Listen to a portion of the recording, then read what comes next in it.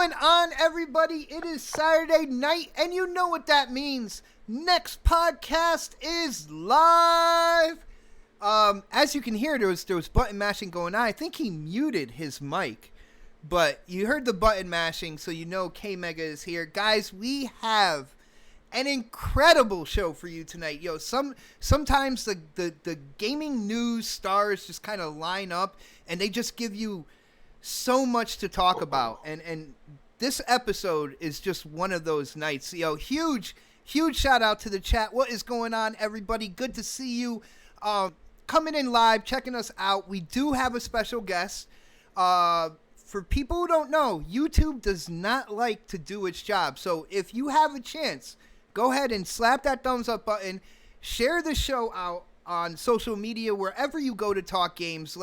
Let your friends, your family, distant relatives know that we are live right now. But we can't get into the topics without doing the intros, and I'm gonna save the best for last. So I'm gonna start with the man who has been with me from the beginning. You know him when you start to hear coming live from the 405, and you know he's just trying to talk to the intelligent gamers out there. My brother K Mega, what is up, man? What's going on with you, man? Just entertaining myself with this Fantasy Star Online too, man. Just having a good time. So you're getting into that, huh? Man, I've been playing it nonstop since the services start working last night. You can tell you are OG, man. But we got a lot of cool topics and stuff like that. I can't wait to get into it. Hopefully you're not distracted too much, Mega. You're still gonna be able to voice your opinion when called on, bro. Oh man, I can multitask. I've done this multiple times. Do not worry about that. We should ask the chat. Hit number 1 if you think K Mega can multitask, or hit number 2 if you think he is just maybe a little more confident than he should be right now. But thank you to our guest. He was already ready to go. He already knew. Bam. Damn it. Oh, man. All right. Well, next on the list, you guys might know him as a hardcore gearhead, but I got news for you. He actually plays other games, although that gearheadedness will definitely come in to play on tonight's episode. My brother Crispy Bomb, what is up, man? What is up? What is up, everybody in the chat? I've been chomping at the bit. I can't handle it. I've been waiting for tonight. So this fire's gonna get lit, baby. Let's go. Oh no! See, and I wanted to start that off as our first topic, but a couple people on the panel said we need to start off light tonight. So that's what we're gonna do, and it's just gonna get heavier the more and more you get into this show. So I am definitely excited. You can tell Crispy's excited too. Oh yeah. So next on the list, of course, he's a part of the starting lineup here every Saturday. You might find him on other shows being a special guest. You could definitely find him on Twitter, putting out that gaming business news as well. My brother Predator, what is up, bro? What's going on, everybody? I will be the first to let you guys know that these topics tonight I am not happy with, because I don't really give a shit about Fantasy Star. So sorry, K-Mega. But I know that I'm gonna let the panel go in. I'll chime in when I can. So K-Mega's not even listening right now. He's slapping that A button. He's like, why can't I swing my sword, man? All right, man. I'm listening to you, but I'm not paying no mind. Entertained. Nice. And of course, like I said, we saved the best for last. Guys, first time on this show being a special guest, and I gotta say, he is one of the more intelligent gamers out there when it comes to his opinion on gaming topics. I was able to share the spotlight with him on at least 2 episodes of Crossfire, and it is my pleasure to introduce our special guest, Dreadpool. What is up, bro? Oh, not much, man. I've been excited since you sent me the invite. I've been chomping also at the bit, trying to see what we're gonna talk about this week, and we've got some good stuff coming up. And Fantasy Star is a good topic. And Pred, you can just relax, ride the wave in. and then we can jam out on the rest of the topics. Nice. That is a plan. I might, I might go to Pred second just so he could get it over with. But yes, we are talking about Phantasy Star Online 2. The closed beta is out now. It actually dropped yesterday. If you are a part of the Xbox Insider program, you have the opportunity to go in and try it out as well. Dread, you tried it out, right? Oh yeah, I tried it out for about, I'd say, 2 hours straight with no avail. I couldn't even get to the character select screen, so I ended up playing with the Forking crew on Call of Duty, and then I got the message, it's up. Oh no. Yeah. So we played all night until about 3 a.m. and I was like, I got to get some sleep because, we got some stuff to do tomorrow with the family. And yeah, I had a rough morning waking up today, and then coming back home, I'm like, do I get back on or not? I should probably not because it's in the other room and I would not make the show. So I chose unwisely. No, oh Wisely? really? Oh, Which one? he said unwisely. Which one is it? It depends on who you are, right? Well, brother, I will say I appreciate your restraint. When it comes down to it, it is only open until I believe Sunday night. So, go ahead and give us your impressions. What do you like about what you've seen so far in the beta? And of course, there's no perfect game out there. So what do you kind of like dislike as well, man? Okay. What I do like is it feels familiar. It feels like Phantasy Star from back in the day. The graphics obviously are looking great. I'm still on a 1080p TV, so I have no idea what the 4K graphics look like or if there's anything like that just yet. Really haven't seen anything too mesmerizing, but it reminds me of the old school game. The play style was great. It had a nice feel to it. The only thing I did not like, and I don't know if I just don't remember it from the first one, is the navigation. You're trying to navigate to this and get to that. You're trying to figure out what you're doing. You know what I mean? Mm-hmm. And being that it is a beta, it's not like you can just say, oh, well, look it up. We're all trying to feel it around through it. And some people remember how to navigate, and some people are figuring it out and already remember, okay, well, if you want to do this, you got to go here. So, we're playing that. Okay, what am I doing? Where am I going? How do I get there? How do I get to this thing? You know what I mean? Yeah. And it's like, no, hit this button. Oh, okay. Now I see what I'm supposed to be looking at. But other than that, it's a fun game. I had a blast. I like I said, this morning I popped on before I left, and I ended up playing by myself for a little bit, and it wasn't. I mean, it had a curve to it, but you're battling some of these giant monsters, and yeah, you can't go it alone. You definitely need a team up.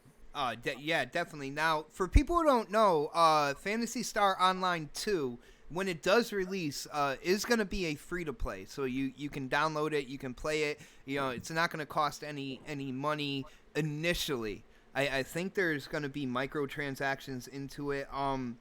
One thing I can say that, Dreadpool was talking about, it definitely does feel familiar. Almost, in my opinion, almost to an extent where I'm kind of like, I don't know how much I'm really going to dive into this game when it releases, just because it has that old school vibe. It has that very kind of like retro gamer vibe. And me personally, I was hoping that they went in and they kind of like fully this-gen'd this game. And they didn't really do that. But other than that, I can definitely hear where you're coming from with how it feels familiar. I think that is one of the pluses in my book as well. Yeah, it was easy to pick up and go. You know what I mean? You're just going straight into battle. You're good to go. When you start tweaking, that was the confusing part. When you're like, how do I get to this? How do I do this? I'm picking up rare items, but I don't know what they are or how to activate them. So at first, you're running through there and you're thinking, well, how do I get this? How do I get this item? And then you're like, oh yeah, that's right. I got to back out of here, go back up. Because you want to do it on the field when you're playing, but you can't. It's a live game. So yeah, it's definitely fun though. Nice. Sounds like it needs a tutorial. Just There's a saying. there's a not a prologue. Is it called the prologue? Dread? It was. It's Chapter kind of zero. like a Chapter tutorial. zero. Yeah, Yeah. chapter 0. They It kind of was go a into tutorial. but they don't teach you everything. No. No, And no. and the stuff that you're doing, it's telling you something. But I was too quick to like hurry up and get through this. I wasn't paying attention to half of it. I just wanted to hurry up and get out of it. Man, all games have a tutorial. They tell you to press start to start the Don. game. Yo, what is up, Don? How you doing, bro? No, not too bad, man. Keep on going, man. I didn't want to interrupt you too much, but I just thought that was part of the chime in. Dread, you probably don't know this, but there's been points in time where the Don has showed up in the hangout and I didn't know about it, and he was sitting there for like 20 minutes, 25 minutes, and finally, I told him, I was like, dude, if you come in, you got to say something at some point in time, like, a little bit closer to when you jumped into the hangout. Otherwise, I don't know because I'm not looking at the hangout. So See, you say it so much nicer. You just told me just interrupt the guest no matter what, is what you told me. that's not Dread. That's see, Not what I said, bro. So Yeah. I apologize on the behalf of Bot. That's what you told me to do. Guess doesn't matter today, right? No, dude. Guests definitely matter, especially today. All right, I can't speak for the Don. I can only speak for myself on that. That's all right. Yeah, well, Don came in. So Don, Phantasy Star Online 2, the beta. Are you in there or no? No, I got a backlog. I'm working on backlog. I'm not working on this. All right. Well, were you ever a Phantasy Star Online fan? No. Okay. All right. I mean, I saw Mega play it. I'm like, maybe. And I saw Mega play it, and I'm like, no. I was about as sold on it as I was Steep, so I moved on. I think it could be a really good game for, like I said, those people that want that retro game feel. It has a strong following. I mean, obviously, it's still live today, right? So, I mean, it's got a strong following. It's just not my type of game. To be totally honest with you, it doesn't mean it's a bad game, or doesn't mean it's those other things people always say when they don't like something. But I just don't think it's really for me. It never was for me, to be honest with you. So Nice. Predator, are you there? Are you still awake, bro? I'm still here. All right. Well, we're gonna have to get this kind of like out of the way for you. So, Phantasy Star Online beta, you're not involved in the insiders. You didn't download. Yeah, I the downloaded. I played it. I did the little, I guess the chapter 0, whatever the hell it was. Chapter mission. 0. I haven't played with anybody yet, but I don't know, man. These type of Japanese RPGs are just not for me. I've never been into them like that, like some people have, and I just like the crazy part is, Phantasy Star, the original on Sega, was my very first ever Japanese RPG role-playing game ever. Like, this is my first time playing it, and I loved it.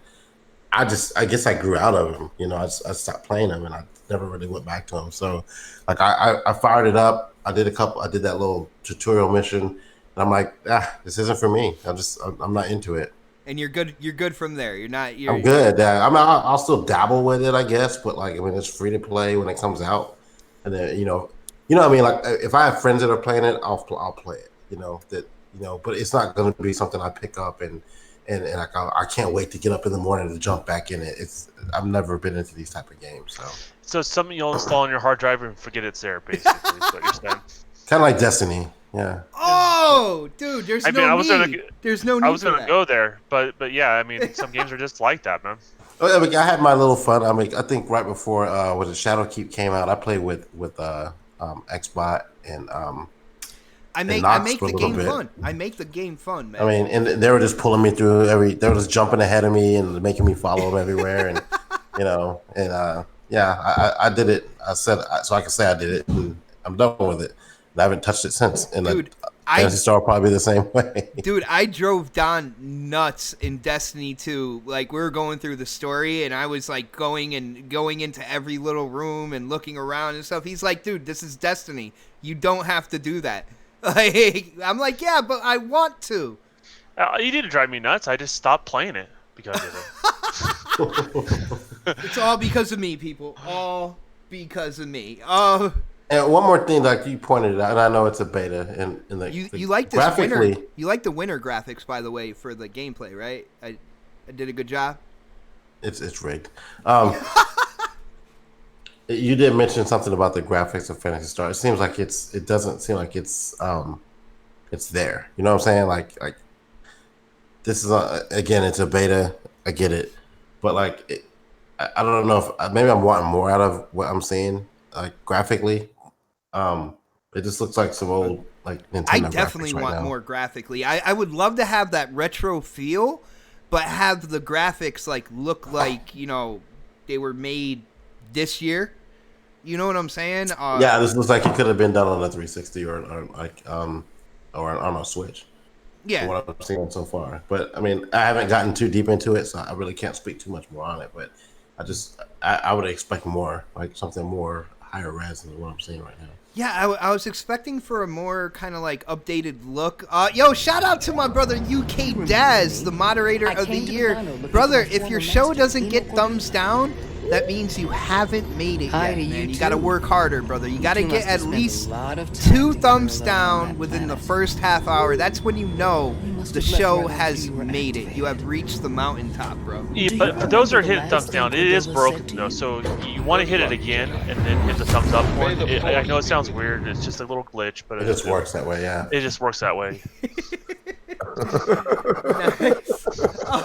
Let me move on to Crispy here, because we do have some topics I think we're gonna go really kind of like deep into and stuff like that. So, Crispy, I know you're a Gears head, and I know you play games like the Outer Worlds, stuff like that. Where are you with a game like Phantasy Star Online? The closed beta came out. Did you download it? I didn't. I mean, I've been working, and had my girl over last night. So he's working overtime. What I see, yeah, baby. but in general, like from what I've seen from gameplay, because obviously, like a new game that we know is going to be free to play and stuff. Hey, all you gotta do is download it and try it. And I gotta say, I'm interested. Definitely interested. I can see the graphics aren't that great, but like we always like to say, graphics don't matter, right? Well, just saying. Graphics aren't the end all be all, okay? They don't matter, but they do. I mean, that's kind of true, right? It's part of the equation, man.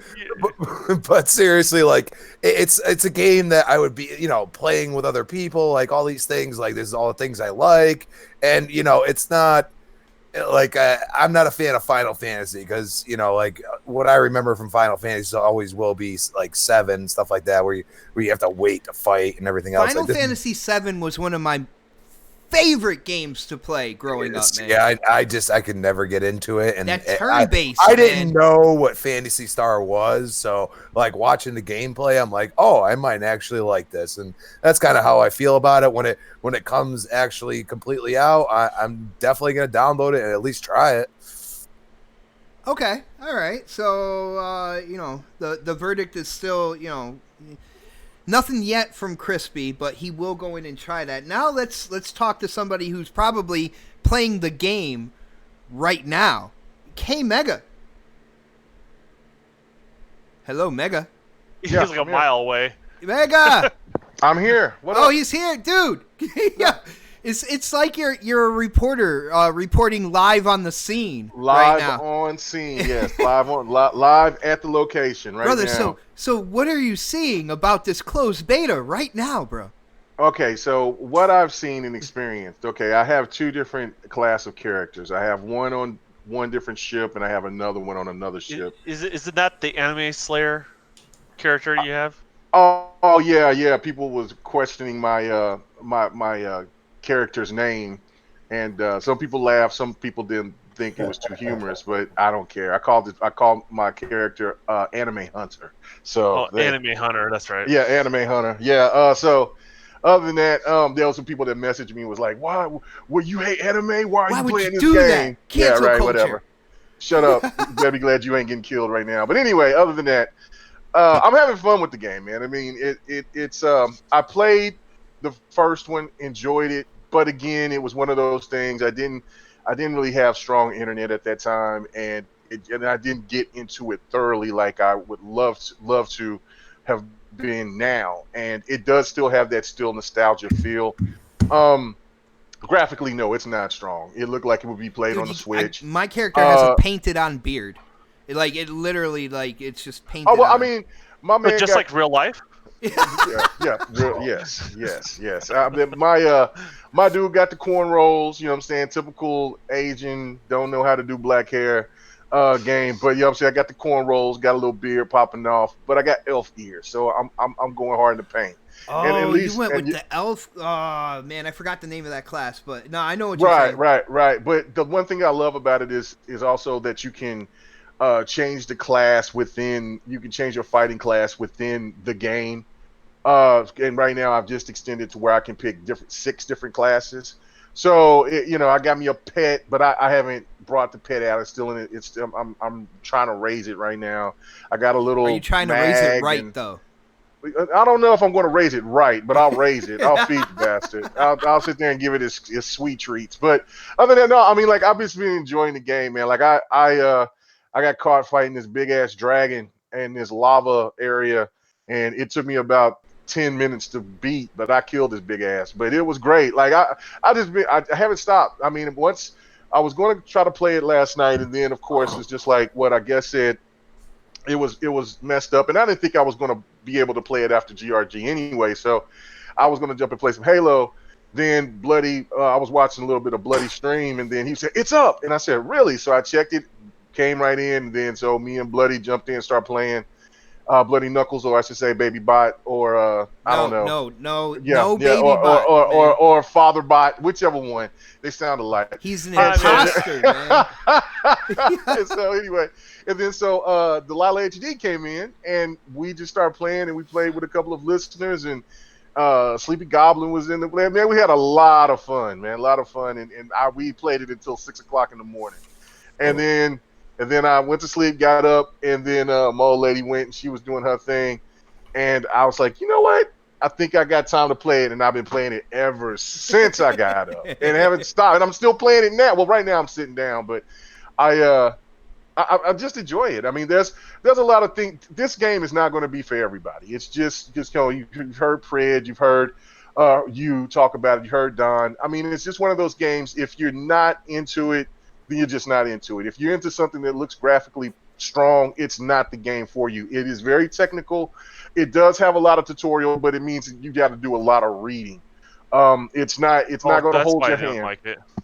Yeah, it is not going to hold your hand. I mean, because even if you are familiar with it, there's still some things that's different. And plus, this is an older game. It's been out in Japan for what, about 5 to 7 years, 5 to 8 years, something like that. So, I mean, it's what you enjoy about this game is that it's progression. It's, you know what I'm saying, I caught myself being in a casino for a damn hour playing roulette and slot machines. I'm like, what the hell am I doing? And I'm just having fun. Just having fun. So yeah, this game is going to be, it has a casino. It's got a lot of games in it too. And it's just got a lot of things. Get ready to get hit over the head, just like with all these free-to-play games with microtransactions, things like that. Oh, yeah, get ready.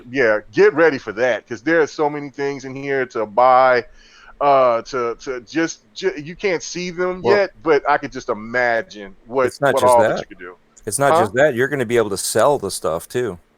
Oh, really? See, now that part, I did see that you can have your own store and you can put a password. I just didn't know you can actually sell it to other players.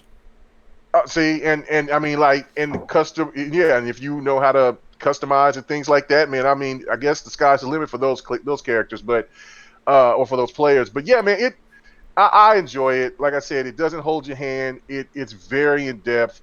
I love the fighting class. See, this is the one thing that is, to me, is missing in Destiny.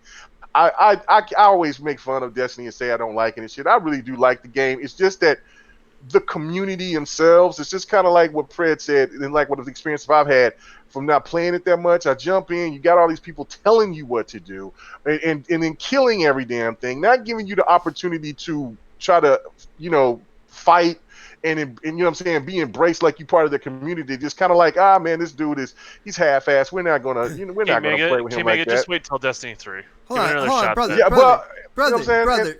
You're running with me. We were doing a raid.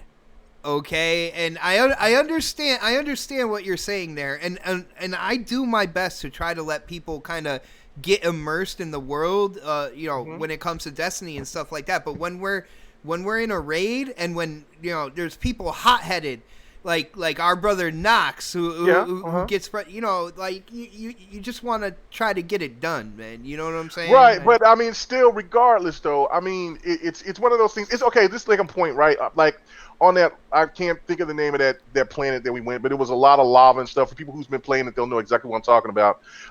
And there was this big red circular thing, and I was like, "What the hell is that?" And I couldn't avoid it, and I got trapped in it. And I've been playing it all by myself today. I've been playing it by myself today. Last night I was playing with multiplayer. Well, playing with multiple people. Yes, thank you. You're welcome. Other than that, I got trapped. And so, normally, if this was Destiny and I wasn't with anybody or a crew, nobody would fuck with me. But in there, people were helping me to get out of that thing while these creatures was in there trying to kill me. And there was people that was trying to save me from getting overwhelmed by these creatures from this big bubble, like fire thing. It was crazy. I was like, what the hell is this? And they were getting there, I didn't know how to say thanks or anything to them, but, and then we kind of ran together, and then we fought like a couple of bosses, a couple of mid bosses, and then I just went my own way, and then that's when I seen that big dragon, and I fought that thing. But that's the thing, like, it just seems like the sense of the community is more together than it is with Destiny, and that's why I always revert back to just, I want to play it, I want to get into it, but then I'm just kind of like, But I am gonna miss, because it's supposed to shut down tonight, tonight sometime. I thought it was tomorrow night. It's at the 8th. It's at the 8th at I thought it was the 12. 9th. Yeah, it's at 12 a.m. 12 Pacific. 12 yeah, 12 a.m. Pacific. So it's going to shut down, and I'm going to have I'm going to have a fix, and I'm just like Don. Like, I got this backlog. I want to come and I want to pay, but I am having so much fun with this game, and I know when Bleeding Edge come out, I'm going to play the shit out of that. So I can't it might wait for be that, man. I might be just on these type of little games, and I've never really been in, especially me streaming and stuff like now. Now I'm enjoying this game, and it seems like it builds the community and things like that. So I'm having a blast with it. I can't wait for it to be released so I can go ahead and play the shit out of it. Nice. Now, Mega, just real quick before we move on, like I think we all agree, the retro feel. You're talking about kind of like that shared world aspect, people coming and helping you that isn't necessarily, a part of your crew and stuff like that. So this game officially releases, which I actually think it's cool to have kind of like that type of game, kind of like feather in the cap when it comes to Xbox, on console, stuff like that. Do you think that there's going to be a community there, and this game will at least do, well in terms of like an active user base when it comes out? Oh, absolutely. It was crazy of how many people was watching the stream it last night. It was crazy. Like, I mean, it got up to 30 people at one time. Oh, and it was like, I think number 2 or 3 overall on Mixer. So it's got a fan base. Sir X-Man said it doesn't shut down until midnight on Sunday. It said the 8th. I seen something that said the 8th. So if it's Sunday, my Xbox message it said the 9th. So it says that I saw something that said the 8th. So I could be wrong, and that would be great because I can go ahead and play Math's hard. Don't worry about it. So it's one of those things where it's a great game for people who are interested in these type of games, but it is not going to entice everybody. But it will have a fan base, that's for sure. That's good. Yo, Dad says he needs to play Goat Simulator on PC. Okay, brother. I mean, there's a game for everybody, right? That's dude. It's Daz. It's not better than Dear God, though. That's the game of the millennia, man. I'll let you Shower know. with Dad. There you go. I'll let you guys fight over that on your own. All right, well, check this out, guys. We are going to move on, and we're going to move on to one of the bigger topics this past week. Our brother Rod Ferguson, one of the co-creators of Gears, and the man that they brought back to Black Tusk Studio which they then changed the name to Coalition to help to head the development of Gears of War 4 and Gears 5, has moved on from the Coalition over to Blizzard to basically develop the next Diablo game, which was really surprising to me, and I think a lot of other people in the gaming community, because it kind of came out of nowhere. I will say my own opinions on this. Like, I don't know what the reasoning was, but usually if you have a big name like that leaving a studio, you kind of like get a successor kind of like planted in there, and you kind of build up towards kind of Rod leaving, and there really wasn't any of that. Rod did tweet out, he loved the time that he had there. He loves Gears and all that good stuff, and he's just kind of moving forward.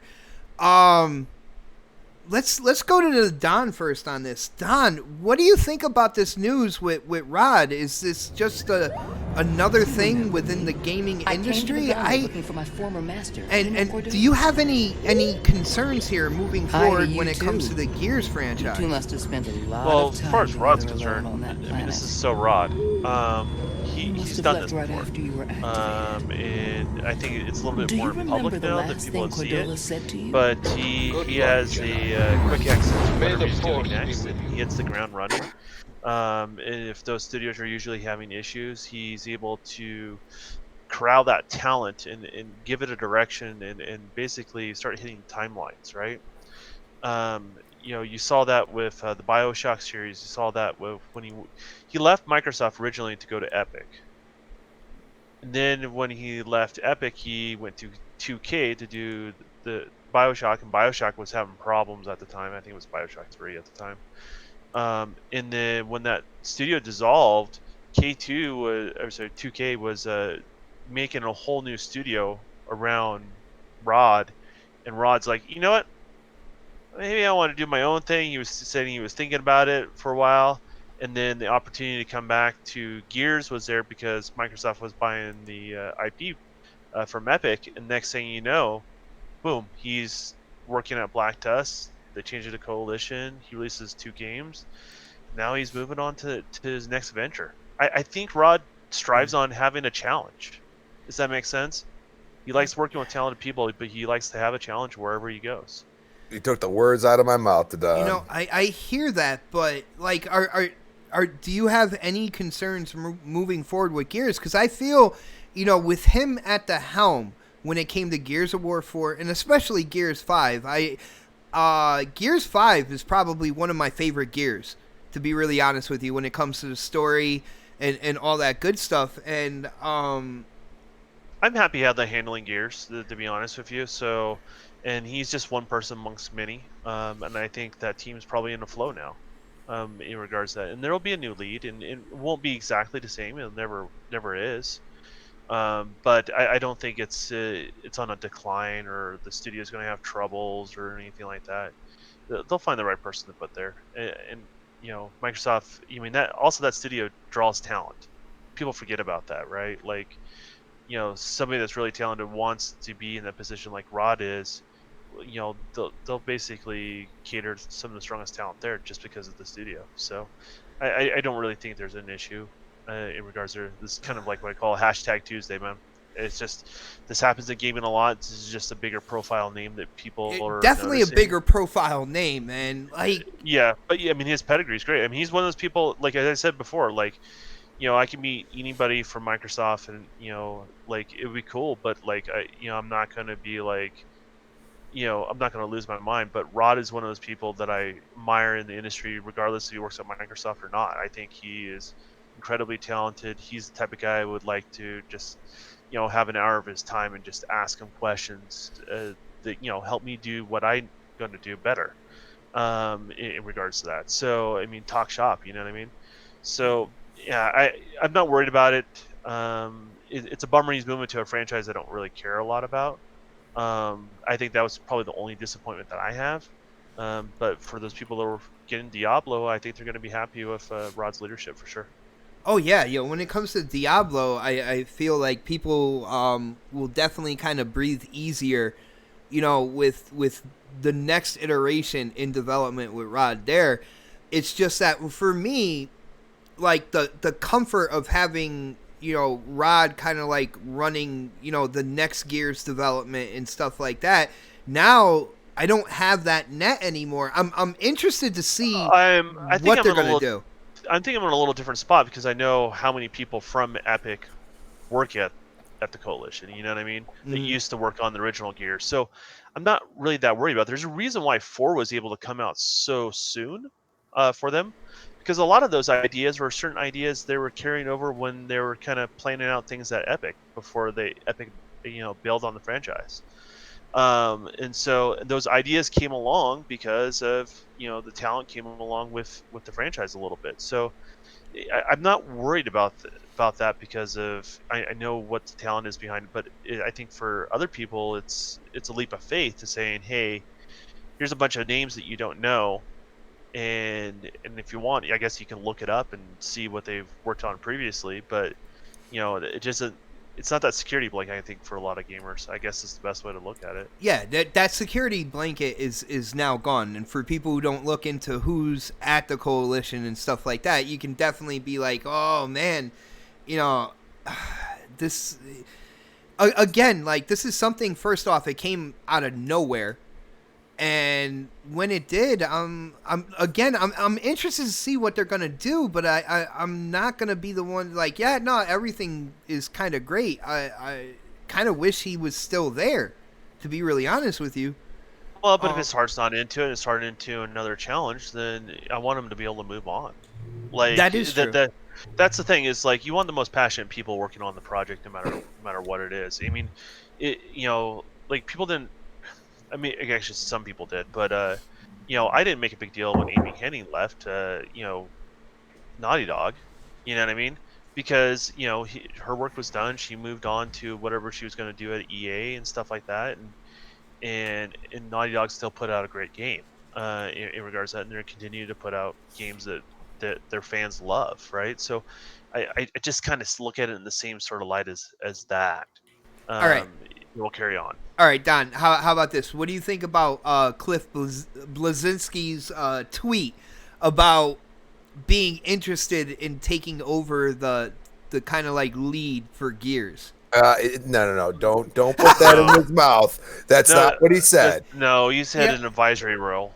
Yeah, advisory? He wants to work part-time, okay? But he doesn't want Gears to die. That's basically what, what I mean? He wants the George Lucas sort of, like, That's what I was gonna way say. to look at it. He doesn't want to do the work, but he, no offense to him, but he just wants to give, that creative idea of the arc of where Gears should go from there, as somebody who was there since the beginning. So, like, I could get that. I can get behind him doing that, but, keep him out of the limelight as possible, and let the talent that's there, take the reins.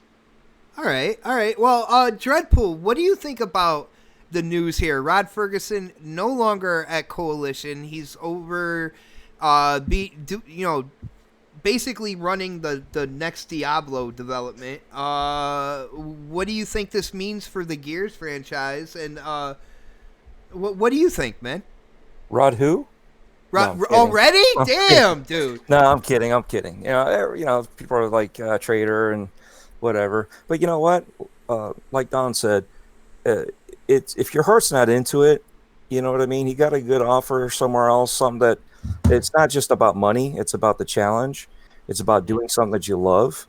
So if he found something that he's done with this, and he in this part of his life is over with, and he wants to move on and create a new challenge and develop a new aspect for his life, for his work, to be creative, to lead, anything, you know what I mean? He's got that right, and yes, we want to be greedy and say, no, he's our guy. He's the guy that's gonna, that's been there. He's going to be the guy that's running all this.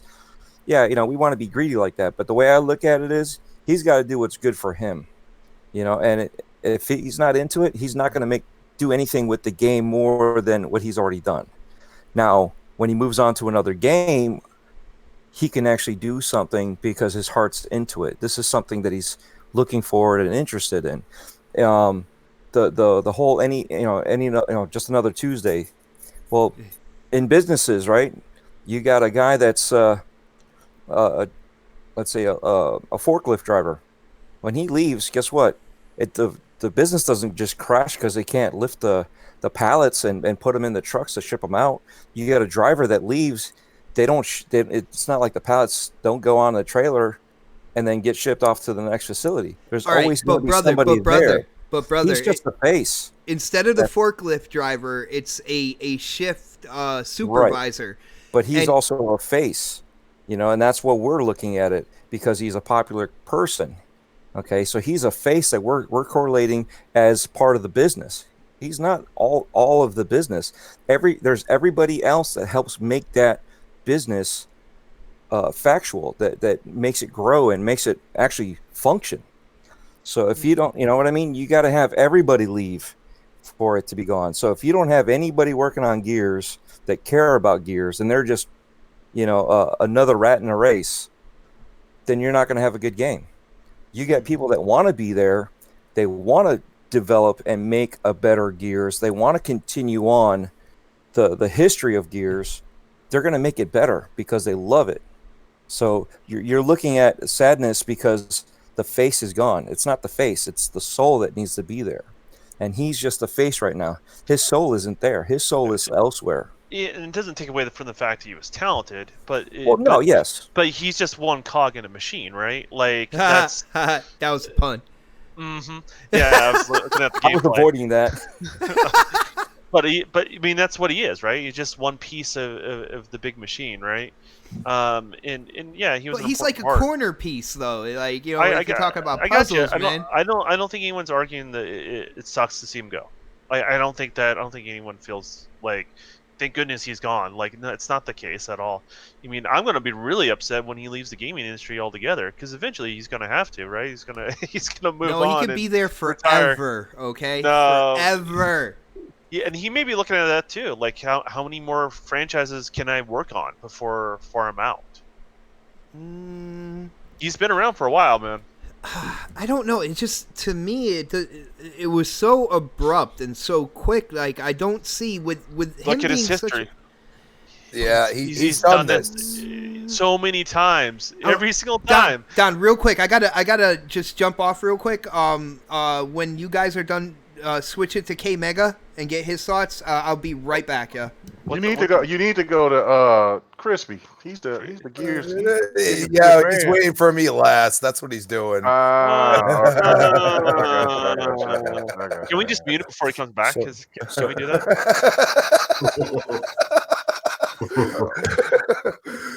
but in all seriousness, I mean, we're at the point where people are saying,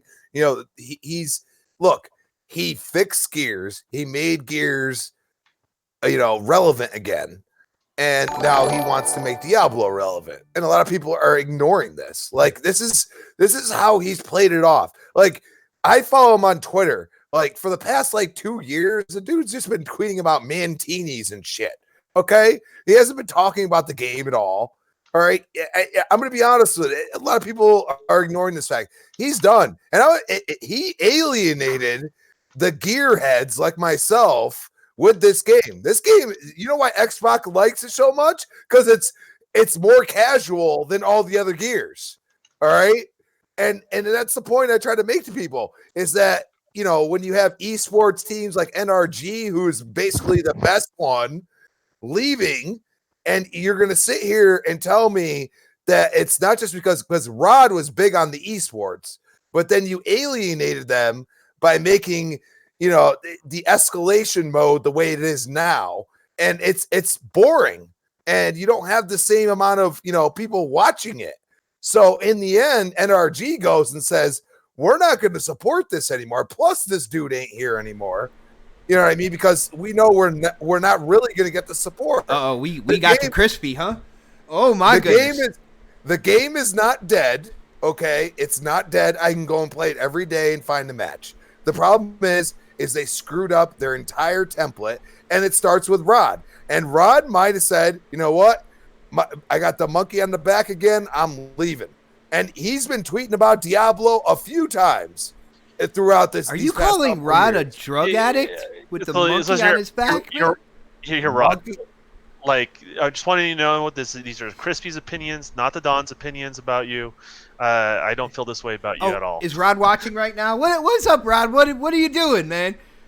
Just in case it ever makes it back to him, these are Crispy's opinions I when do- it comes to the game. I do want to shout out Sir X Man. He let it be known that the super chat is working. He hit up the super chat showing love and support for the show and the channel. He says, "Hey, I'm a forklift driver. Don't insult us." Dude, I also used to drive a forklift. They are a lot of fun, especially doing donuts in the parking lot. For some reason, I don't have that job anymore, though. I don't know why. I don't know what happened. Run out of propane. Oh, dude, I had it was a propane forklift as well. It wasn't those little battery ones, man. No, you crank up the gas and you go.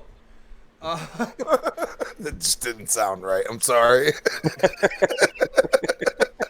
Crank up the gas and go, baby. Woo! Yep. Well, dude, you Drive it like you stole you it. called Rod a drug addict with the monkey on his back, man. So I don't know. That's you're a monkey. What? That's a You ever seen Steve Young take the monkey off my back? You know, after Joe Mike. Come on, man. He went to Come on, AA. that's not what I'm He went to talking about. AA a day after. That's not that, what I'm man. talking about. Get the hell out of here. Yo, did K Mega chime in on this at all yet? K Mega, No, I did not. dude. I can hear him walking from the other room. To Yeah, I his know, mic. right? I'm not walking from the room. I just mute my mic. Y'all complaining about my Disrespectful, trouble. people. Disrespectful. I'm trying to be courteous. I got you. You're in shape. At least you're not out of breath when you get to the mic. It's cool. So regardless, Dude, what do you think about this whole, Rod Ferguson leaving thing? Like, am I the only one? Is this the stance we're gonna take when kind of like the face of a development studio decides they're gonna up and leave? Like if like Hideo Kojima or like any of those like kind of like the leads to the studios leave, is this the stance we're gonna take? Where it's cool. Do whatever you gotta do. That's how the other side looks at things. I'm not talking about the other side though, brother. But I'm making a point. I mean, this is you got to look at it from this standpoint. Is that it's just what I guess said is what Don said as well. Is that look, it takes a lot more than just one individual to make these games work. They're the face. They have all. You know what I'm saying? They have the pool. They're the people that's in charge, and they should be praised for doing a great job for it. But I even go a little bit further of saying that, look, like I said last night on GRG, is that I think he's a little bit tired of the whole fanboyism aspect of Dude, it. who Like, I mean, isn't you just tired heard, of the whole fanboy but bullshit, man? I'm saying, like, I mean, you just heard Crispy, right? He's probably the biggest Gears fan here, and he just pretty much just insulted the man's work. Like, I mean, and, you know what I'm saying, and that can get on your nerves, especially as much time and effort that you put into it. And then it's kind of like, man, I've been doing everything that a lot of people's been saying. I mean, these developers are getting pulled and tugged from every direction. Not only that you have one certain group of people that will look at you and say, well, we want something different, but then you have the people that is all about the nostalgia and want things to be the same, tugging at you as well. And dude, the gaming community is like, I'm not saying everybody, but you're right, they are fickle. finicky, man. They're real fickle. And it's like, okay, so you want to appease these people, right? But then you have another demographic that looks at it and say, well, damn, can you do something different? So he did do something different. And then here you go for people that's saying, look, it's not what I'm used to with Gears. So it's a never-ending struggle. And then on top of that, he even made the points of saying that, look, you could tell the frustration in that piece where he was talking about that Gears wasn't going to get he knew that Gears wasn't going to get nominated and things like that. And he said this, I've said this a million times, and people, you just going out. But he said it himself by saying, look, man, the media at this point got a thing against shooters. And it's apparent. Like, I mean, Gears should have been nominated When did for you say quite that, a few. man? I didn't When did he say that? I'm paraphrasing a Oh. little bit, but he basically said, "Look," he said, Gears. He said, Gears. It was in an interview that he had.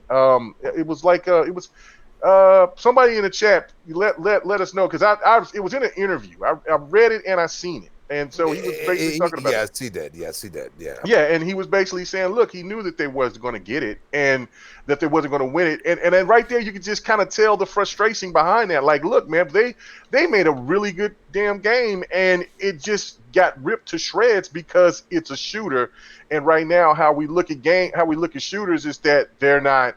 They're pretty much just bro shooters or bro type games, or you just mindless fun games, and there's nothing behind them that shows any type of appeal of a great experience of what like certain people think that only single player esque games that doesn't require a gun can only provide, which I think that's bullshit. But other than that, I think that he just got tired of it and look, I'll just go try something different and go this route. And I wish him the best of luck. I mean, and of course he's going to be working with his boy Mike. So I mean, Dude, Mike, that's another thing, man. Like, who would have thought Mike would be like, "Yo, well, I mean, somebody want to come over here?"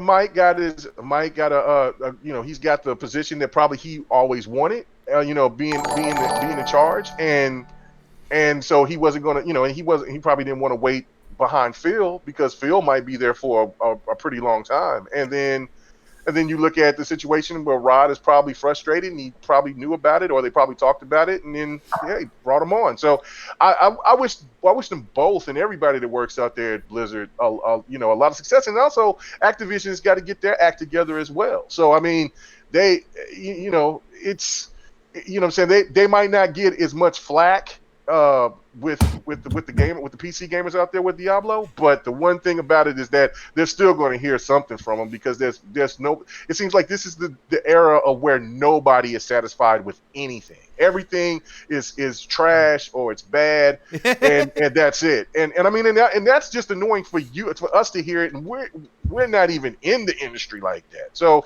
just it's imagine what those people think about. Yeah. So yeah, no, but I think that it's, what I'm saying, it's unfortunate because the man is really talented, but I do think that Gears is going to still persevere and still do good things. And for people out there that's saying that Gears is already dead on arrival, I mean, I didn't hear anybody have that same type of energy when Jaffe got taken away off of God of War, and then you've seen what Corey did with the God of War. Even though I was really skeptical, then I had to eat crow and say, look, this God of War was great. It's okay to have a question, though. You don't have to eat crow. You can be concerned when somebody who obviously has a vision. I was saying, like, that game was going to be pretty bad for the way that it was written and things like that. I was saying, like, hey, man, I'm not going to support it. You signed that check, brother. Yeah. So no, I had to do it. But you know what I'm saying? That's what I'm saying. Like, and you know what?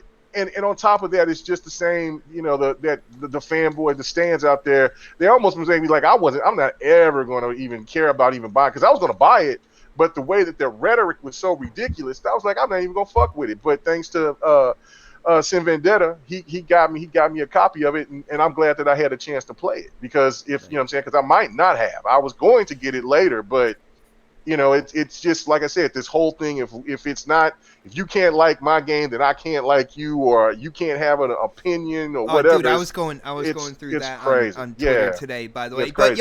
But check this out, Mega. I want to keep you here for a second because I got a couple super chats that I'm actually going to ask you about as well. So, Sovereign Cogito said, "How do you combat political correctness by overseeing the development of Diablo?" He said, "See Devil." Yo, thank you for the super chat, brother. Sir X-Man says, "It's not a fart lift." I didn't say that, brother. I said forklift, man.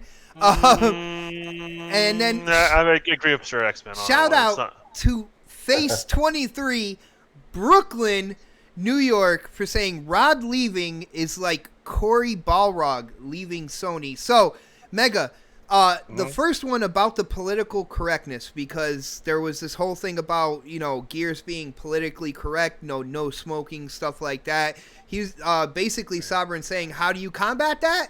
You go and develop a game that has something to do with the devil. What do you think about that? And then what do you think about the Corey Balrog? I don't think that there's any connection with the whole devil thing. I just think, like I said, there's no connection people with got the devil. there's two people put too much emphasis on dumb shit, in my opinion. Like, I mean, look, I don't ever recall seeing any smoking in Gears 4. I didn't recall seeing any type of smoking, and if they did in Gears 3, now if they did, they did. It's not like something that Ram Shadow. As a non, well, I didn't play Judgment, so Yeah, that's what I'm saying. That's where it was. So as a person that is a non-smoker, I don't look for that shit because I'm saying, yeah, it's a smoker, yeah, whatever. I don't care. It's like the difference of like, this is the thing that tripped me out. Like, people were really concerned about with the new Final Fantasy because Tifa wasn't going to have her tits out properly, and then on God of War, people were worried about other, instead of what I was worried about with the game. Did you say her tits out properly? I can't get over that, man. Oh yeah, that's what they were tripping. Like, the boobs ain't. You have your tits out, but they are improper. Yeah, but they're not like crazy dead or alive out. Like, they were really tripping about that. And then there were people tripping about, well, what's this going to mean for God of War because he's edgy and things like that, and then you're going to have this kid, so where's the naked women going to be? Like, that's not what I was concerned about with the God of War thing. I mean, like, so where's some naked women, yo? Yeah, like, yo, man, go to a strip club, go get online, look for a woman, go to church, go to grocery store. Go to church. I mean, go to Walmart. Wait, how do you go straight to a club to church? Like, I mean, there's women all over the place out there, so I mean, you'll be all right. But church I'm just is one saying, of the best places to go. Yeah, I'm not arguing that. I just don't understand how you put the two in the. I don't understand how you put the two in the same sentence, though. I'm just saying, like, I mean, I'm just saying what places where women are at. Regardless of that, I mean, it's just, to me, it's the whole politically correct thing. Look, and the whole SJW, like, it wasn't even politically correct stuff. It's crazy. You are chainsawing people in half. Right, you're stomping somebody's head on a curb. You're ripping flesh from a person's bones. What even are you talking Super about? Bowl, you take the head off. This is where me and you just sit back and enjoy, man. Yeah, like, what the hell are you tripping for, bro? Like, I mean, like, I could get, like, if they show green slime coming out of the damn, out of those creatures and shit. You know what I'm saying? On Gears, instead of showing blood, but it's gory, gross, body parts, guts. Like, what are you talking about? Like, I mean, and you're bitching all because there's somebody's not smoking a cigarette. Bro, just light one up in your house and smoke all the fuck you want while playing Gears. That's all you gotta do. It's all about vaping now. Light one up, man. Yeah, well, vape, light one up, spark one up, get a bong, whatever the hell do you do at your house, You're do about it. to say bong right there. Get a bong hit, like, let's go. Do whatever, you know what I'm saying? Pour something in the cup, drink water like me. I don't care. Whatever you do. Yo, me and Daz started up. We're starting up a new club called the Coffee Club. It's about coffee and podcasting and coffee and gaming. That's what we're about, man. What's in that coffee though? A stick of butter and piss. Oh, yeah. That's second ingredient, bro. It's in that picture of Don sitting the GRG DMs of that dude with them jugs. Oh, all that apple juice? Even the guy that had the bad cable management? All that apple juice. Oh, that's gross. Anyway. We got to get Pred into this, man. But I don't know what picture you're talking about, though. Yeah, you're right. That's right. I pray it didn't go. Yo, Pred, are you still here, man? I heard something from your microphone. It sounded like you passed out on your desk. Yeah. What do you think about this whole Rod Ferguson leaving? Are you with me? Like, now, I don't have that kind of like comfort moving forward into the next Gears. Like, I'm interested to see where they're gonna go with the next Gears. But how do you feel about Rod leaving? And what it means for the Gears franchise, man? I mean, I'm not looking too deep into it, to be honest with you. I mean, like, you've been doing something for an amount of time. You want to move on and do something else at a certain point in your life. You just want to keep doing the same thing and become typecast to just doing that kind of game, So I know Rod's moved around a little bit, but he's going somewhere where I guess maybe he can have a little bit more freedom to do what he wants. He's working with Mike. I mean, like, there's got to be some kind of connection to that too. So, like, I'm not disappointed. Like you said, my issue is going to be what's the next direction of Gears, and sometimes you get a fresh set of eyes on something that can actually spark that game into something, and maybe he's just, like I said, he's just ready to go. Like, he wanted to get involved in something else. I mean, Yo. I wouldn't look too deep into it. Like, people like Don said, it's a fucking Tuesday. Like, people leave all the time. Yo, Pred, real quick, I'm gonna hit the super chat, but then I got a question for you. Shout out to Sovereign Cognito again. He said, "Who here visited Aphrodite's chamber in God of War 3 numerous times?" Anybody on the panel? I don't know. That's what I call my bedroom. I think that's the chamber with the two girls on the bed. Like, I don't know what you're talking about. oh damn, you gotta play God of War 3 remastered, man. Mm-hmm. It was my favorite PS4 game. Pred, going back to you and this whole Rod Ferguson thing. I'm gonna throw something out there that's kind of it's far fetched, but let me know what you think about this. Right, Rod leaves Coalition. They do one more Gears game to finish off kind of like the story that they were having with Kat. They go back to Black Tusk, and they make that Shanghai Knights game. What do you think? Who goes back? Oh, they're gonna go back and make Black Tusk up and make that. Like, make that. I like that name, Black Tusk Studio, though. Like, I don't think they're gonna create a new studio. They'll just give it to, the Coalition. I mean, it's the same people essentially. So why make a whole nother studio for one game? Because Coalition is like synonymous with pretty much just Gears now. Yeah, they can still make another game. It's like most of the studios under the Microsoft umbrella are making multiple games now. Just make another game with that same studio. Like I said, it's the same people essentially. So, like, you got the same assets that you were gonna do, that you had there in the first place. Here's a bigger question for you: Is Cliffy B gonna come back? As an advisor, like, how do you feel about that? I wouldn't let him anywhere near any of my studios, to be really honest with you, man. I don't know. I'd let him near Gears. I want to ask you that. Yeah, how do you feel about that? You want him to come back to Gears? Why would you let him back over there, even as an advisor? Because you know what, like Don said, there's passion there, or he wouldn't have tweeted about it. He's still that's his. Maybe baby. He's just looking for a light job. But that's his baby, dude. Like, that's what it is. Like, that's for him. Like, the reason why he cannot work for so many years is because of that damn game. So you could sit here and tell me that anything else is that game. That's what he wants to do. Like, and when he left, like, he hasn't really done anything since he left. It's been successful. Yeah, exactly. And now he's thought about it, and he's seen the way Rods went. And you know what? There's a tweet. He's like clamoring to get back on that shit right now. If you look at his fucking tweets. Yeah, dude. But there's a tweet from like months ago where he said, and he didn't say the name, and he said, I consulted somebody that I've worked with for years. And, I told them, how they, I think about it. And, all of a sudden, like, Rod just up and just left. And I'm like, well, there's something to this. Now, we don't know what it really is. I mean, we could all sit here and speculate all day. Okay. But what I'm going to say to you, and I know the Don's like saying, like, I'm hitting on Rod. Like, no. I want people. You're allowed to have your views and opinions. I don't share the same ones. And I understand that completely. And like you've said, that's not really your type of game, which is what, Gears? Yeah. No, Gears is definitely my type of game. Well, I mean, I don't ever see it play it, so. Hey, you go check my history. Well, I mean, I'm not going to check your history. How long did you play it for? 200 hours like me?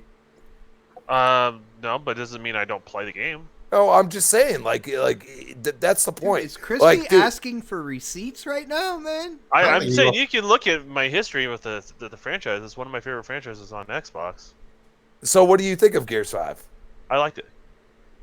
Me Okay, too. you liked it. Do you like that? Was that just single player? Like, just Single you player. played? I like the campaign. I actually like the multiplayer a lot too, and I like the old school Gears multiplayer too. I played that one probably more, but that's mostly because there's a lot of more things begging for my time right now. So that's really the main reason why. But no, I've been meaning to get back to Gears. I haven't even started Horde mode yet. That's how busy I've been. Horde mode's fun for me. Like a lot of people are hating on these abilities and stuff. Like I'm gonna tell you the reason why I say Rod was all right. Hot water. Okay, you're in hot water. You have all these eyes on you because you're in Game Pass, day and date. You know what I'm saying? You're in hot water because when that launch happened, I'm gonna tell you the campaign. I had no problems except the one time with Supersonic with his scooter shit and all that crap. Other than that, Dude, why would you play with Supersonic? Other than that, it had to do with Please tell me you played on Game Pass. I was playing on Game Pass. I don't know if he was. I don't remember. He had Game Pass for a while, so it could be. It could be. Okay. Yeah, it could have been. But sure. what I'm saying is that Rod made certain choices, and one of them Whoa, was that. How the hell are you gonna sit here and be the Gears, Mr. Creme de la Creme, and you're not gonna buy the game? You're gonna play it on Game Pass. Hey, dude, What Game kind Pass of gives shit you is the that? option, Hey, man. whoa, whoa, Okay, whoa. no. Hold on. Let me. I got a $1,600 mortgage, bro. I got a 13. But hold on, let me just make this point. To you.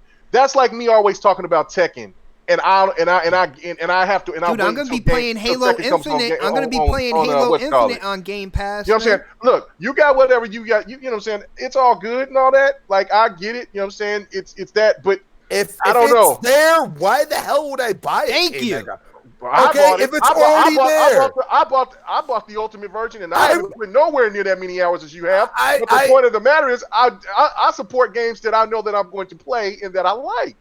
Well, that's your Game Pass thought is process. supporting the game. I'm though. just saying. Game Pass is supporting the game, bro. I know. I got you. I'm just saying. I mean, that's not what I was going for. I don't know, man. Go ahead. But I'm going back to playing. In general, like you have to realize, as playing Gears for so long in my life, so many days or months that I played this game, and for the hardcore fan base, which clearly is not in sync with the casual fan base that he tried to build, okay, which he has. I could still go into matches all the time. But the thing is that true match system has screwed up how, us gearheads feel about the game. Yo, because Crispy, when we're playing real quick, multiplayer, Crispy, real quick, with you saying that true match system, and then with Gears of War 4, it was the whole microtransaction situation. Do you think that those kind of like two situations helped Rod decide that he's going to move on from the Gears franchise? I think that personally, we asked for not having loot boxes, which was stupid. Because as I got more and more, I said, this is actually a kind of cool system. So they went but here's the thing. You could have the loot boxes, you get stuff and earn it. But the thing is that they went the complete opposite. And they put this Tour Duty system in. And the Tour Duty said, you got to play Horde, you got to play Escape, you got to play whatever the hell we tell you to. And when you're a Gears player, you don't want to do that. You want to go play King of the Hill until you go to sleep. Or you want to go play Team Deathmatch till you go to sleep. Campaign. And you want to earn that stuff. Well, campaign, you know what I mean? I've never been like that. I'm just saying, I've been a fan of the franchise since the beginning, and like I've never been like that. I think you're speaking for a segment. I'm sure there's a group of people Chris, that are let's like be that. real. It's not $1 for Game Pass, bro. Let's be real. But I think that there's a segment of players who are just different than you, Crispy, and this is the problem with all creators run into is I don't think you can't please everybody. It sucks. Like it's the worst thing in the world. If everyone would agree with where a game could go, it would just make it so much easier. But I don't think I don't think gamers agree on this sort of stuff. Like, I played Gears, and I want to play every single mode, and I was excited when they introduced new modes. And I mean, Mega was there. The very first thing I tried on Gears after the campaign was the new mode. I didn't even play all the Makes traditional sense. stuff, So I think gamers gamers fall in this trap a lot, where they like a certain thing. I get it, and they're really passionate about it, which I think everyone can appreciate, in the industry. But the problem is, then they talk to other people that feel the same way as them and think all the people that like that franchise think that same way, and it's just not true. There is a segment, but I just don't. I don't think all Gears players feel the same way as you, though, Crispy. I know there's I'm some. going to be honest with you. There's a very large majority that do, and How do you I'm not. define majority, though? There's for who's playing the game. Like I see the level ones, everything else, and then they play the game modes I play, and then they look at how we're playing compared to them, and they don't even want to play it after that. You know what I mean? So they go to how these do you know other that? Are game you modes. are you like in party chats with them talking, or are you just assuming? Where are you getting this from? Like, that's where I'm curious. I mean, I have a feeling there's going to be one more Gears game, and then they're going to put that franchise on the shelf for a while. I really feel like they're going to do that. I think that they're going to wait a while. I think they're going to wait a while before they'll have another Gears, which I think that's a smart decision. I think you're let, right. let everything else just fester. I mean, not say fester. Let everything else. Let the waves let everything else calm. itself. Yeah, let everything. Well, I mean, they got to find a new person that's going to be the head of it.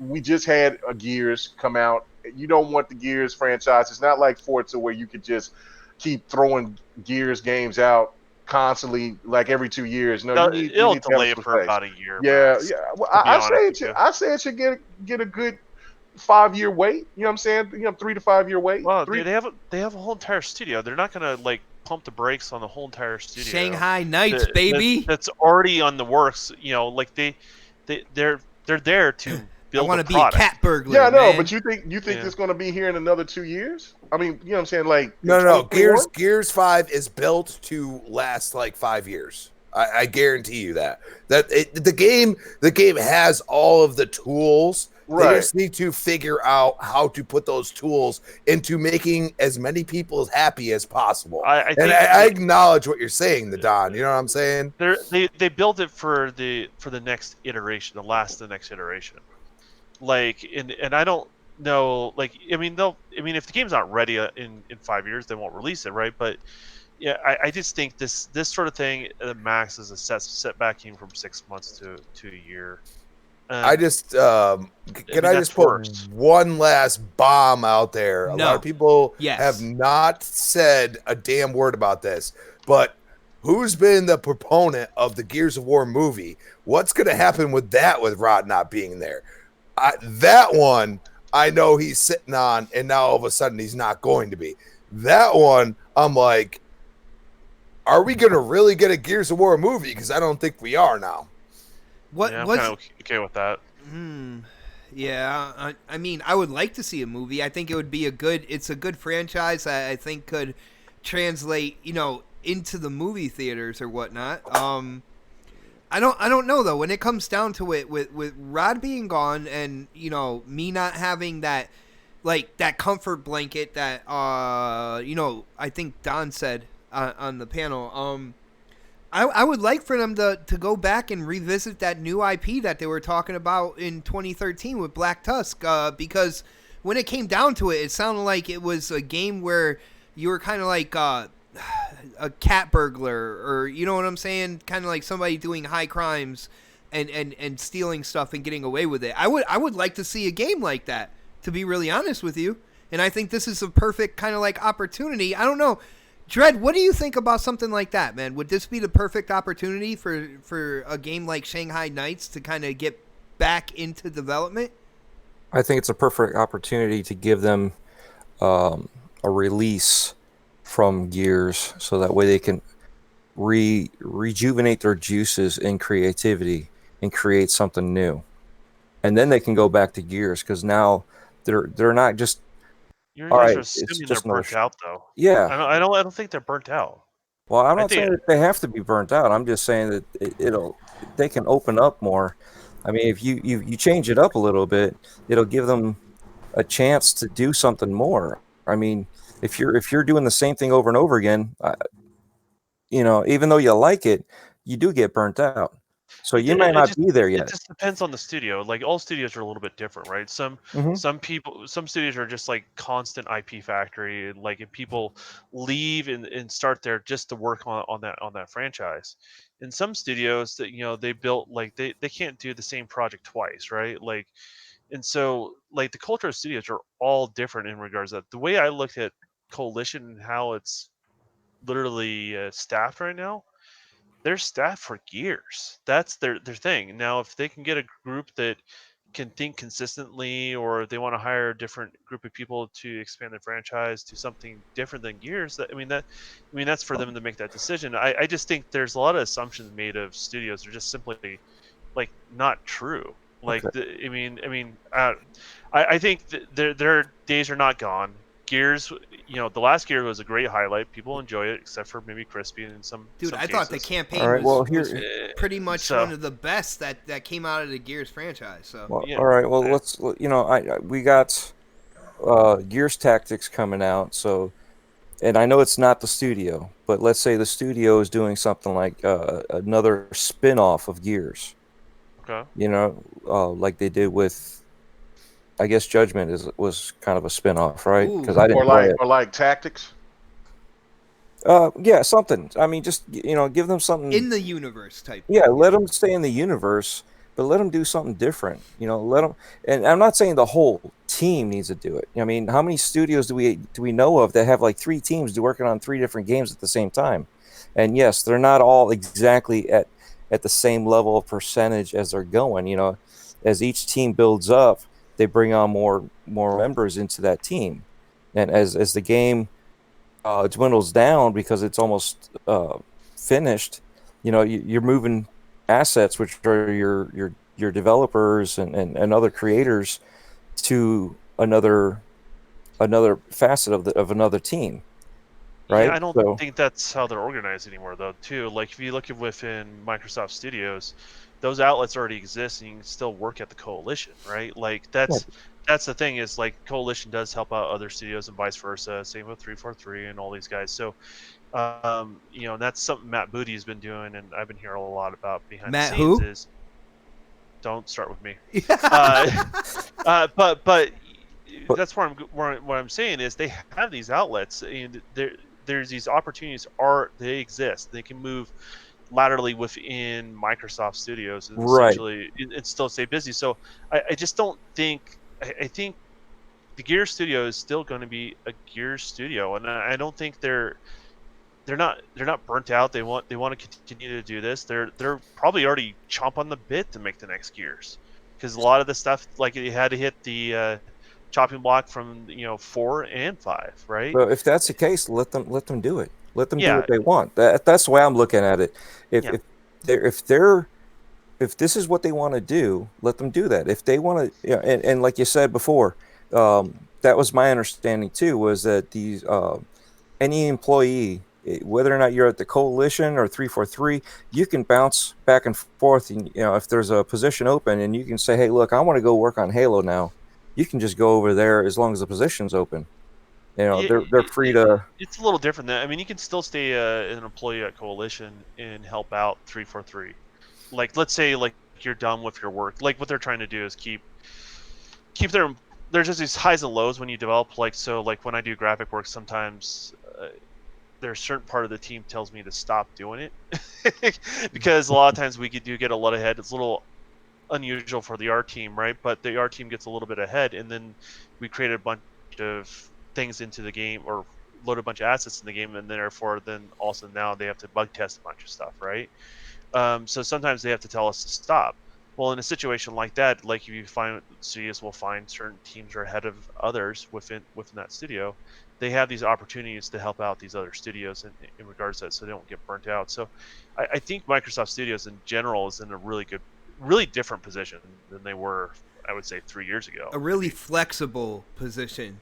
You know what I'm Mhm. saying? In terms of getting work done, having people, being able to move between studios and stuff like that. It's something that I saw from Microsoft Studios first when it came to like, what was it, Rare helping out with the water in Forza Horizon and stuff like that. And we're gonna see that more and more, as like the years go by. Y- The flexibility there is great. it may not be just like using an asset from one game to the other. It could be as simple as just using a particular talent, right? That's really good at a very particular thing, and so they're able to utilize that person. I mean, it's like when I was talking about people are just saying, oh, Microsoft just must be paying all these people top dollar, because there's some people who left Naughty Dog, and people go back and forth. So that's why I never make a big deal out of all that sort of stuff. But what they're offering has to be more than just money. It has to be this flexibility, the ability to work on a particular franchise, these sort of things. Like, people will go work at Coalition because they want to work on a Gears franchise, right? Yeah. And people go to 343 because they want to work on Halo. And so like these are kind of like destination studios and like that. But I think the concern amongst a lot of Xbox gamers is, even though a lot of them like Gears or they like Forza, like Halo, they need a pressure relief valve. There's too much. The whole brand rides on those franchises, and I think people feel like, hey, we like these things, but we just want more. And I think what we're going to be getting is the things you like and more, not Yeah. either or. Well, you see And that that's where it's going, I think. see, and that's the other thing when you say it like that too. That was something that was stuck in the back of my mind for a while that I've been holding off on. Is gamers decide that they own the game. It's their game Oh yeah. because we love this aspect of the game. This is my game, and now we actually own it, and that's where these devs have that kerfuffle of, well, how do we keep everybody interested and Yeah, don't segregate the wrong people? You know what I mean? You want to include everybody, but you're at some point in time you're going to upset somebody.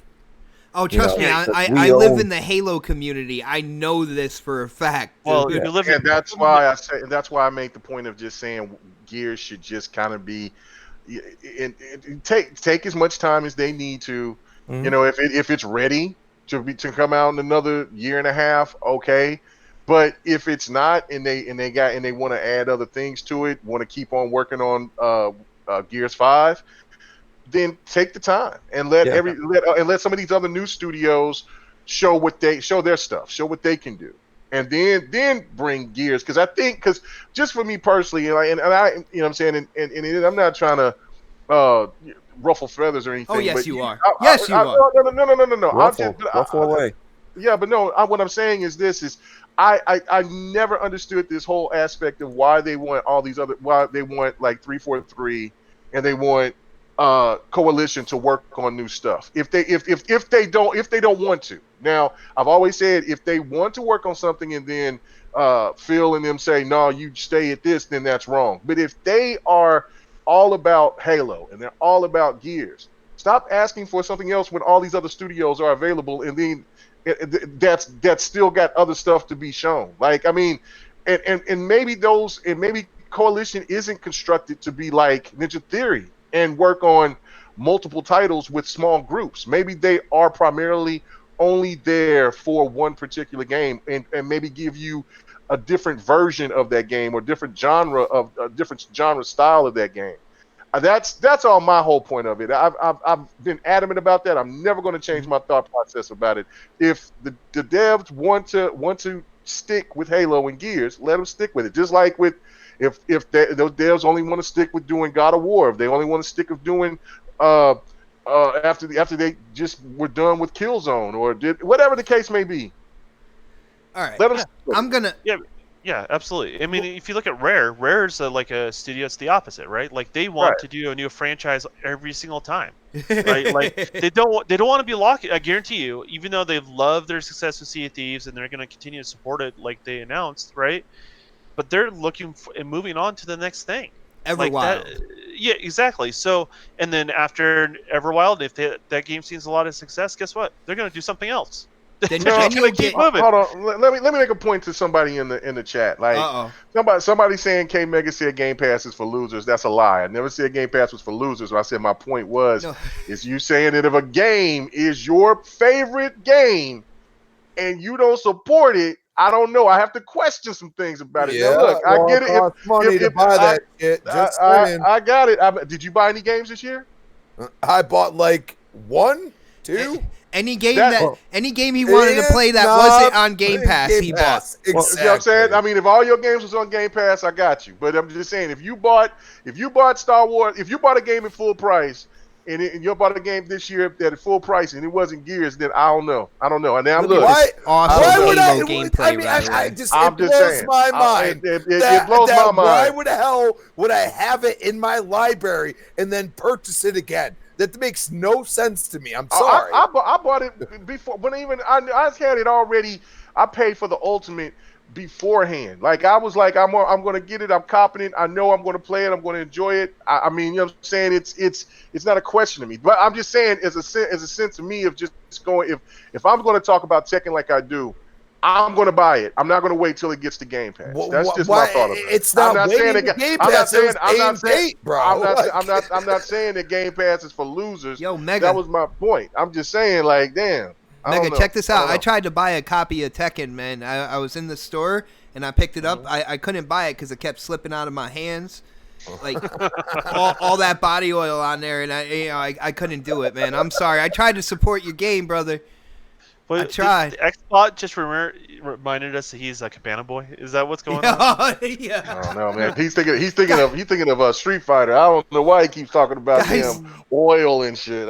We gotta move on here, man. We can't talk about Gears the whole time. And I know Crispy, he just shed a little tear when I said that. But guys, we gotta get into what Phil Spencer said in terms of Xbox's competition now and moving forward. It seemed like it lit a fire under a lot of people on Twitter. And for people who don't know, he basically stated that when it comes down to it, like Sony and Nintendo aren't necessarily Xbox's competition moving into the future. It's Google and Amazon. And the reason why he was saying this is about streaming services. He says, when it comes down to it, he says the more traditional console kind of like companies or corporations or whatnot, they're not really in the right position in terms of moving forward when it comes to what is going to be one of the biggest things, starting holiday of this year and moving forward, which is streaming services. He says they're really not in position. He was like, they could try to develop their own Azure, cloud platform, but that took Microsoft tens of billions of dollars to kind of put out there and have those server farms out there and to be considered basically the best kind of like cloud service that's going on in the world. And a lot of people got really upset about that, especially, if you put in Sony's over 106 million PS4s sold and all that good stuff. Now, I'm going to go to Pred on this, which I know Pred loves to talk business when it comes to gaming. Pred, what do you think about like Phil's announcement here and how like it triggered so many people? Is he right in this aspect? And let's be honest, it's not the first time we heard this, right?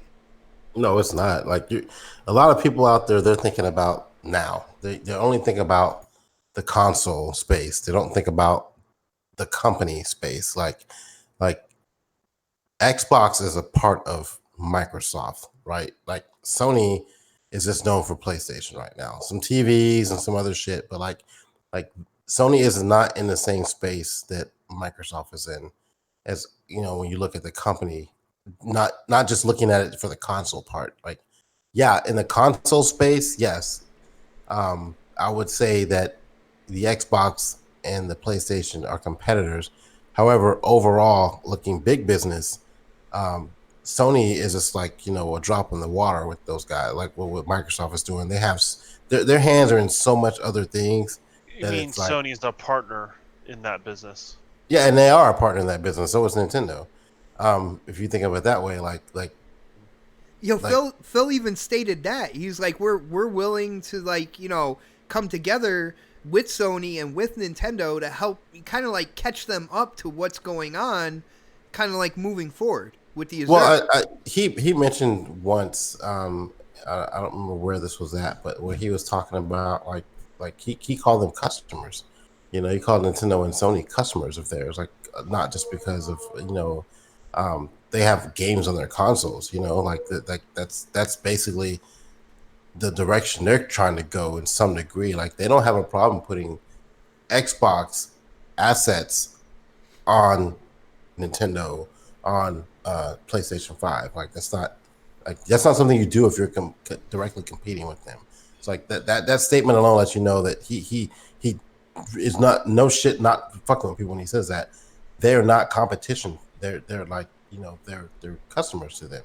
And even though like we sit here and I say we, but like certain people in the the Twitter industry, like we try to throw out these numbers and who's winning the selling more consoles and stuff like that. But again, Sony and Nintendo, like they thrive off of the gaming sector, whereas this is just a small portion for Microsoft. So like it doesn't, like their competition is no shit.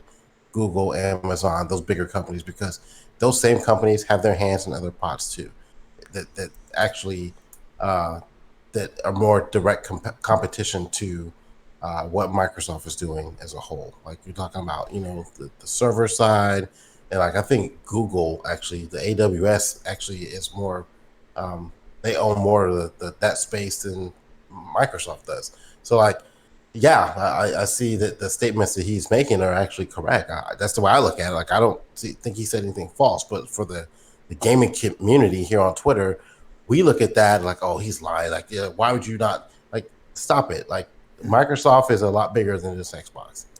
And people tend to forget that. Well, and when it comes down to it, when we look at Microsoft's like quote unquote rivals, it's always been Amazon and Google.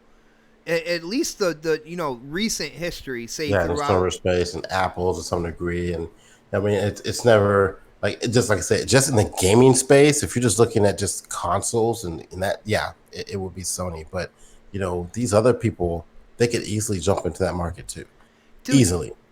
Pred, do you think people like the gaming community, like you said, they're looking at it as now? They're not looking into the future or anything like that. Do you think that there are there are gamers out there, there are enthusiasts out there that are kind of downplaying the whole streaming aspect, like moving forward when it comes to games? I won't say they're downplaying the streaming. I think it's like it's a wait and see type deal. Like we want it, but we don't. And if it's successful and it actually works, then that's one thing. But we haven't really seen it in full fledged yet. So like, I think everybody's kind of just waiting. Like, and like you say, like they're looking towards the future of it. If that's the way the future goes, there's going to be some people who are hell bent on not letting that happen. They want a console. I mean, I'm kind of the same way. I want a console. I don't want to game or streaming that way like that. But you're one type of gamer. Yeah, but I'm not opposed to it. You know what I'm saying? There's some people who are flat out opposed to it happening, and that are not, they're not accepting of it, and that's wrong. Like everything's gonna change at some point in time. Like the way we play games, 15 years ago is not the same way we're playing games now. No, and that's gonna change. That's gonna change going forward. We're not gonna have just a console sitting on our desk space in the next 20 years. It's gonna change, and people who are hell bent on not accepting that are going to be the ones left behind. So I don't think that it's like one of those situations where people are just I'm trying to word it the way you said it. Like they're not looking that far ahead. They're just not caring at this point because they really haven't seen anything yet. I got you, brother. And I'm just looking at the super chat that Sovereign Cogito. There's no N, so I'm not sure if he meant Cognito and just like missed the N there. But he says there's always been 3 major platforms in the console space. All 3 should be concerned about Google and Amazon. Not only that, Sovereign, you look at like what Nvidia is doing with GeForce Now and how they're expanding that as well. There was articles back maybe a year or so ago talking about, and I know this sounds funny at first, but just think about the money behind these companies. Walmart started talking about, doing a streaming service when it came to games as well. Like, I have a feeling people are trying to downplay how big game streaming is going to get. If all these companies, all these $1 million companies are investing in this, then that says something moving forward. You look at the younger generations out there, and they're used to playing games on smaller screens and stuff like that. So it would be more kind of like, it would be more native to them in how they play games. So I feel like people are really underestimating the whole streaming service aspect of this. And one thing, Pred, do you think that it was disrespectful, for lack of a better term, for Phil to come out and state that? Or do you think like he had some tact to that and basically, just kind of said what was on his mind, no disrespect kind of like intended? I don't think it was a disrespectful thing. I think so people either. look too much into it because, like I said, we're fickle gamers, and, the way the world goes now, everything turns us off and pisses us off to some degree. But I don't think he meant any ill will from saying that, having that comment. So, All right. it's whatever. All right. K Mega, what do you think about this deal? I know, like, we've talked about, when it comes down to Xbox, like moving forward, how Microsoft's rivals, especially within recent history, have been Amazon and Google. So it only kind of made sense that that's who Phil Spencer is looking at as their competitors. What do you think about what he stated here? Like, did he come out and say it the right way? And what do you think about the kind of like the backlash of people saying that he's disrespecting Nintendo and Sony for coming out and saying, like, basically that they're not competitors moving forward? I don't know. I could be wrong, but I haven't seen really too many Nintendo fans with saying anything bad about it. Only people I've seen that was bitching about it was Dude, you are PlayStation. ready to point fingers right now, man. I'm in that mood today. Listen, ignorance. I mean, listen, just go back to think about the history of what was going on. Sony is not even in the discussion. Hell, they're not even number one in their own country. Nintendo. Dude, they don't have a cloud structure, really. Gaikai cannot do it, man. They can't do it. And Phil was not wrong of what he said. He even said quite a few times, no disrespect. I mean, this is he's being as nice as he can. But this is another thing that bothers me about this, right? Because you have certain people that will say, well, I want Phil to be more aggressive and say something that makes Xbox seem like it's in a higher position than what it is. And then when he says something, then, oh, how dare he say something like that? That's ridiculous. Oh, my God. See, why is he doing that, man? Oh, my God. He's in no position to say stuff like that. But what you mean? He's in every position. I mean, let's just be realistic. Who are you going to have more faith into as a company? Sony overall or Microsoft? Who do you think is going to be here longer?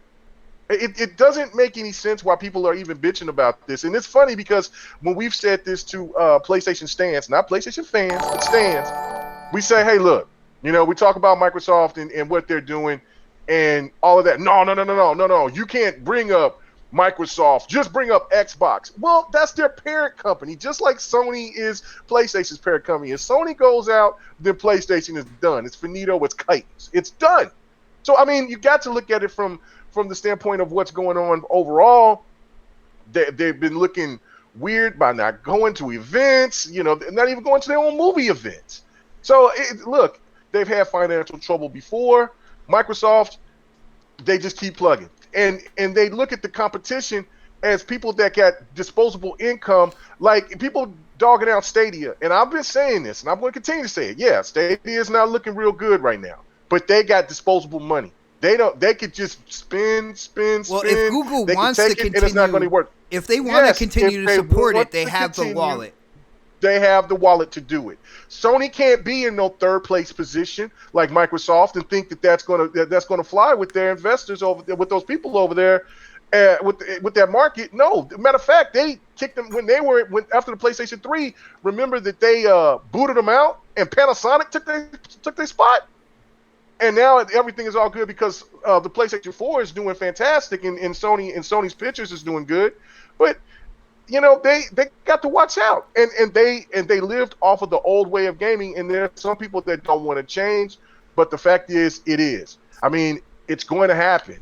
If you want to blame people, blame the Switch because of their so-called hybrid handheld console. People enjoy it. Matter of fact, I mean, it could, if the Switch came out around the same time as the PlayStation 4 and the Xbox One, they have the potential to might be number one overall. It'd be another Wii. Yeah, it'd be another Wii. So you got to look at it like gamers, especially these younger gamers, man. They like playing on their phones. They like playing. Parents hand them the phone or hand them a tablet, whatever.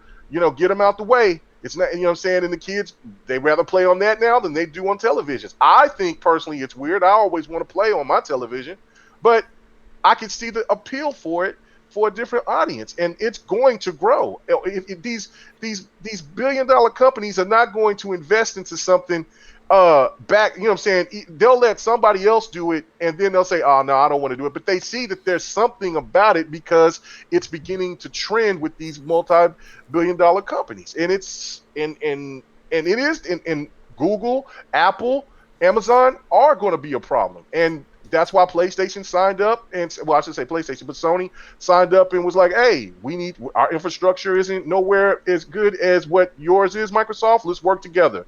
And Nintendo eventually is going to do something like that. It's weird how Nintendo just gets away with doing whatever they want to and keep maintaining, but eventually they're going to have to do a little bit of changing, but Sony definitely does because they're in the same space of what Xbox is doing. Well, so K-Mega, I think Sony knows that, and behind closed doors, not out to their consumer base or anything like that, but you see them with kind of like signing that memorandum to kind of look into Azure with Microsoft and all that good stuff.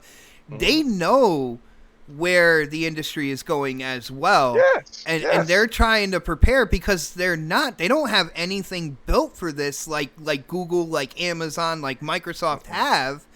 And, they're kind of trying to work in the background to set it up while kind of telling, people, yeah, that's okay, just buy a PS4 and just buy a PS5 for now. Like we'll get there eventually, basically. You know what I'm saying? Right, and that's why I think that there's so much turnover out there at Sony, or I should say at PlayStation, because they see that they have to make these changes, and some of maybe the old guard didn't like what they heard, and some got demoted, got booted, others left, and that right there just kind of it's sad in a way because some PlayStation fans is going to have to be slowly acclimated into it, and I don't think that Sony is going to slowly spoon feed these guys. Dude, you know what I'm saying? They're just going to just have to let them know. Man. Yeah. Like I don't think it's going to be like a slow process. I think they're just going to kind of hit them with it, like, hey, this is where the future of gaming is headed, and we want to be a part of that. So, I mean, when you got the CEO of Sony saying that consoles are niche, and they sold 106 million consoles. And the PlayStation 2 is the number one. I think it's the number one selling console of all time.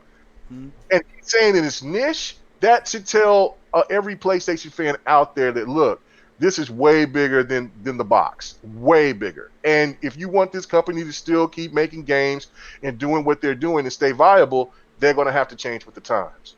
Just hopefully that there'll still be consoles available for gamers for a while, and I don't see them going away anytime soon, at least for the next 10 years. No, the only time I can see consoles going away is when that younger generation that both you and I talked about, they take over as the major kind of like investors in gaming, because at the end of the day, I don't think they care. They could care less about having a box underneath their TV. And at that point in time, they are the majority of the money that's coming into, PlayStation to Xbox and stuff like that. That's when you can kind of see like the hardware that's underneath your TV kind of slowly disappear. But as for now, it's just an added feature to gaming. So if you want to Right, game and- while you're on the yeah. go, you can Don't do worry that. about it. Have it Yeah, streamed to don't your worry phone. about it. Yeah, I totally agree. I don't understand why people are tripping about it. I think Phil was absolutely right overall. He shouldn't get reprimanded or talked bad about because he was being honest. Dude, and just one more thing before we move on to our special guest with you, K Mega. Phil in this whole thing said that, you know, with just relying on consoles, you're looking at about 100 million, you know, as like a very successful console. And he's like, when it comes down to it, there's over so many billion kind of like gamers out there. Do you think he was right in pointing that out, or because people are saying Yes. when you're only selling like, you know, anywhere between 40-50 million consoles, you're not really in the right place to say, well, yeah, 100 million, that's pretty much what you're going to get, you know, selling a console and putting games on it, but we're looking at the billions. Right. I mean, listen, I understand that PCs are different than consoles, but in all retrospect, when we look at it, because it's all gaming related, PlayStation shouldn't even open a damn mouth. As many gaming PCs are out there, and that's hardware. So I mean, I understand why Sony does it. You know what I'm saying? And then let's just say that if Sean Layden or whoever, Yoshida, popped up and had an interview and he says, you know, we don't see Xbox or Nintendo as competition because we sold so many consoles, I wouldn't bitch about it. I'm like, he's right in the console space of things. Now, he can't talk about it in companies, but Xbox didn't perform. It didn't perform as well as they should have, and Nintendo, they waited too long with their product, and so they're in second or whatever place they are at. I don't know, but regardless, if Yoshida came out and said something like that, or whoever that's in charge, then he would be right if he's just talking about the console space. But if he's just talking about overall gaming, then he would be wrong, because then you would look at the mobile market and you would look at the PC market, and they reach far more gamers than consoles. So if you want these companies to keep doing it, I mean, to keep going and be viable, especially Sony and Nintendo, then they have to do something outside the box. Nice. I think you were getting distracted over my awesome DOA gameplay right there a little bit. It's okay. I understand. No, brother. there was a group of damn creatures, and I was over here like, oh shit, I got to do some maneuvering while I'm over here talking. I'll try to hide this cubby hole, and they came out of nowhere. But anyway, I do want to shout out Face 23 Brooklyn, New York, one more time for hitting up that super chat. He says, right here and now, Spencer's Xbox division has competitors, and they're not Google or Amazon. Now, Face 23, right here and now. So you're talking about the tail end of a generation moving into a new generation where you do have Google, who already has Stadia out. You have xCloud in a beta, right? You have Amazon ready to announce in 2020 their streaming service. So you're right in that sense, but it is the tail end of a generation where other companies with huge wallets are getting involved as well. I don't have a problem with what Phil said, and to be honest with you, I thought he worded it rather well. I think the facts he put out there and the transparency of why they're doing it and stuff like that, I think it was spot on. But we're going to go to our special guest, Dreadpool.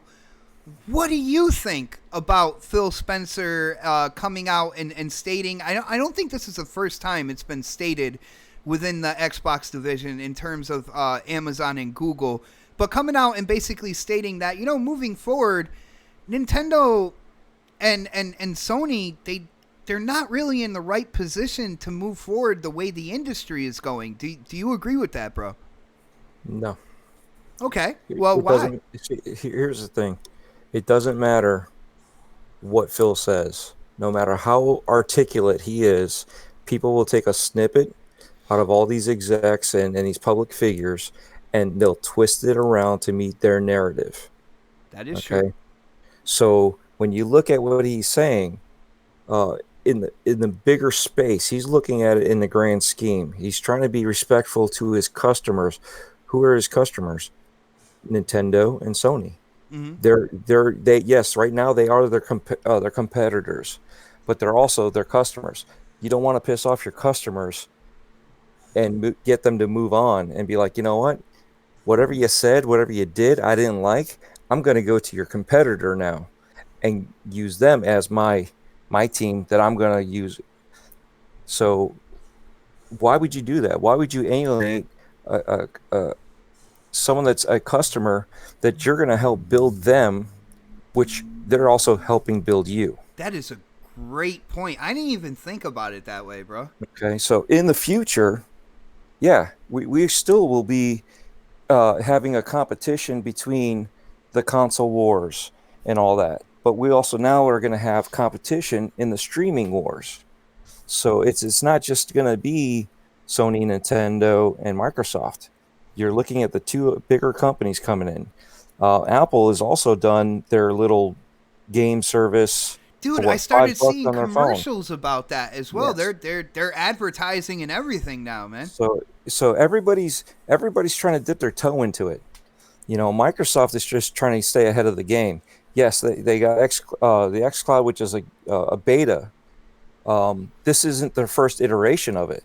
This is actually the second one. They already had one running internally with their employees back in, I want to say, 2012, and they canned it. Oh, is that where they were streaming Halo 5 to a cell phone?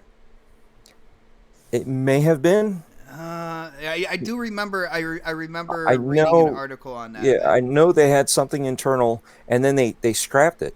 That it wasn't up to what they needed, and they started fresh again. They started all over, and using the Azure servers. So whatever servers they were using before, obviously, was a stepping stone.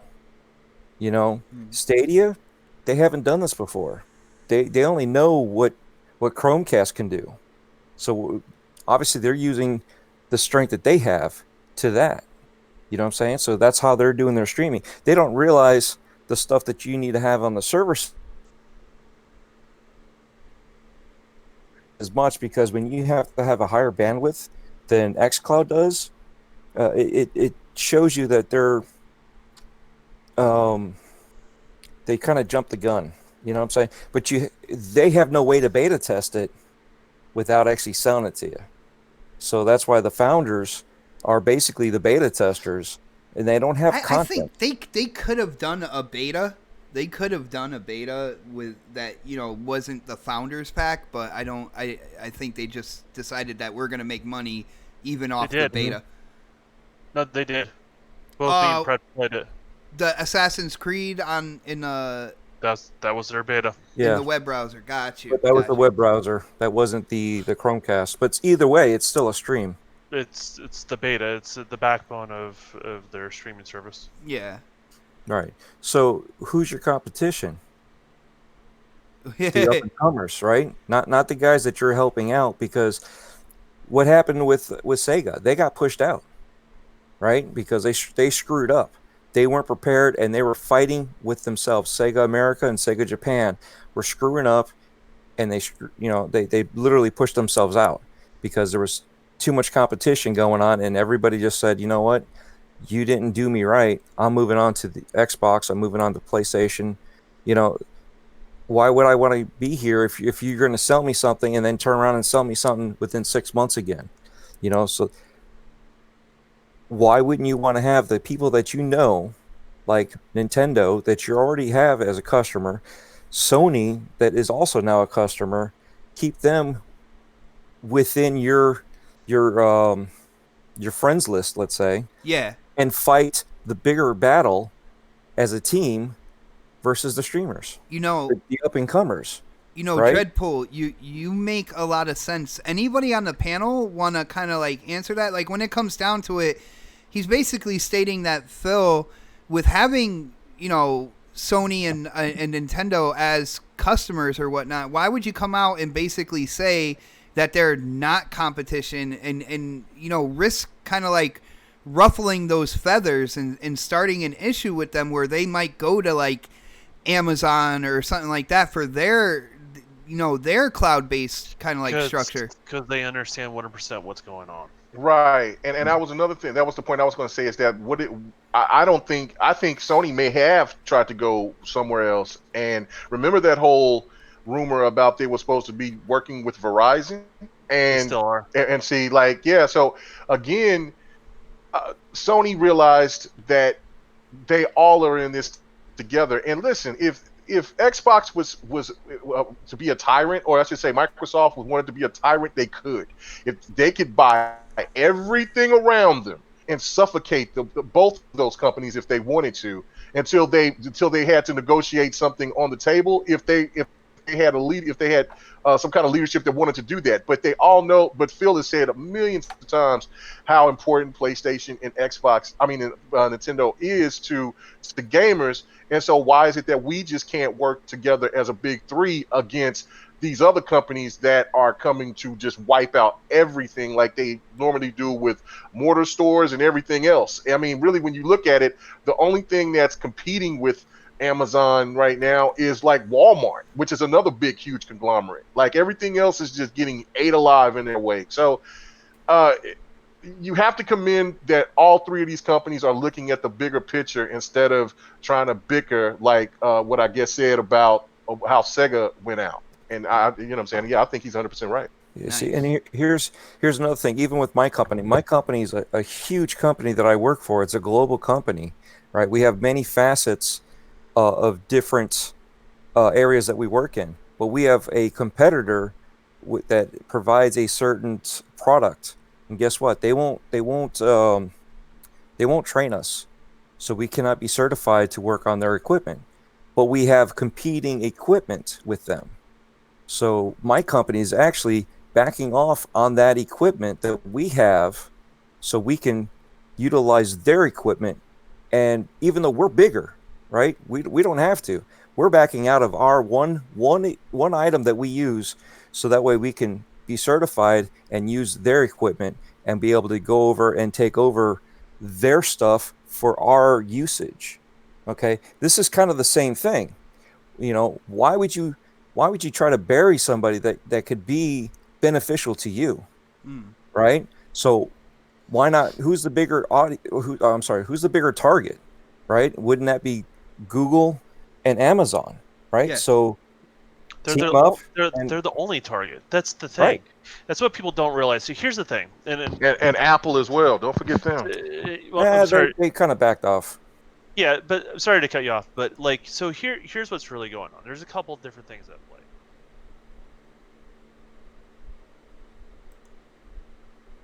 This is kind of balloon to a shape. Now, I don't think it's going away ever. I'm going to just say it. It's not going away. It's not a 20-year thing. It's not a 10-year thing. It's not going away. Same thing with PC gaming. It's not going away. However, what they're looking at is, okay, whatever. They'll trade punches. They'll trade customers back and forth between the X number of pool that buys consoles, right? But the pie stopped growing for the most part. They need to kind of jumpstart that pie again. And so a couple different things is going on. So they realize if they implement streaming, they're able to reach certain customers they weren't able to reach before. They're also building a network that everyone is dependent on. So Microsoft's not a company that just wants to make one little product. They want to make a product that everyone is dependent on them. That's how they make all their money. That's how they've always operated, right? So if you look at Dell doesn't operate without Microsoft, right? If you look at HP, same story, right? So they want to be the company that's on the bottom of that pyramid that everyone has to depend on in order to operate and grow. The other thing that you're running into is, realistically, there's only 3 people that can really compete in the server market. It is Google and it is Amazon. It's Google, Amazon, and Microsoft. Those are. It's not Walmart. They don't have the technology. They have money, but they don't have the technology, and they're so far behind. I mean, look at where Google's at. Like, they're a technology company that Don't sleep NVIDIA either, by the way. Don't sleep NVIDIA. No, I'm not sleeping on NVIDIA, but get where I'm going with that, right? So, and then these companies are creating these server farms. what happens when you're not game streaming? Guess what? They're making that money off the private sector. Not the private sector, but the enterprise sector, right? And so they're renting out those servers to other people when you're not streaming. The whole point of this is what's going to allow them to get more servers out there, right? So they can have more dominance. What's going to make it so those servers are not sitting stagnant, because that's when you're losing money on that equipment, right? Uh-huh. And what's going to continue to grow. So I look at it from this perspective. I don't think it's going to hurt console gaming at all. Matter of fact, I think it's going to help it. I know that sounds weird to people, but in the long run, eventually it's going to help. Well, dude, you saying that, like, nobody has really come up to when it comes to like the people who are used to playing on a smaller screen.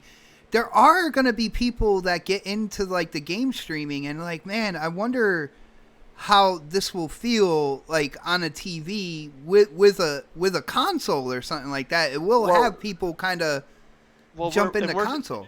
And here's the reason why I also backs that up is the average television is increasing in size on, at least here in America. So year in, year out, the average television keeps growing in size, right? Are they just doing Netflix on that? No, they're doing multiple things on those devices. Those people that like, for example, your kids, they're bought. Eventually, they're going to grow old enough to move out of the house, and eventually they're going to buy a big TV to play their console or their PC or whatever it may be. And there is a deficit between the experiences. They're not going to be ever going to be the same. They're going to try to lessen that gap. They're never going to be the same. And then the other thing with, when it comes to streaming, you need more users to make the same amount of money.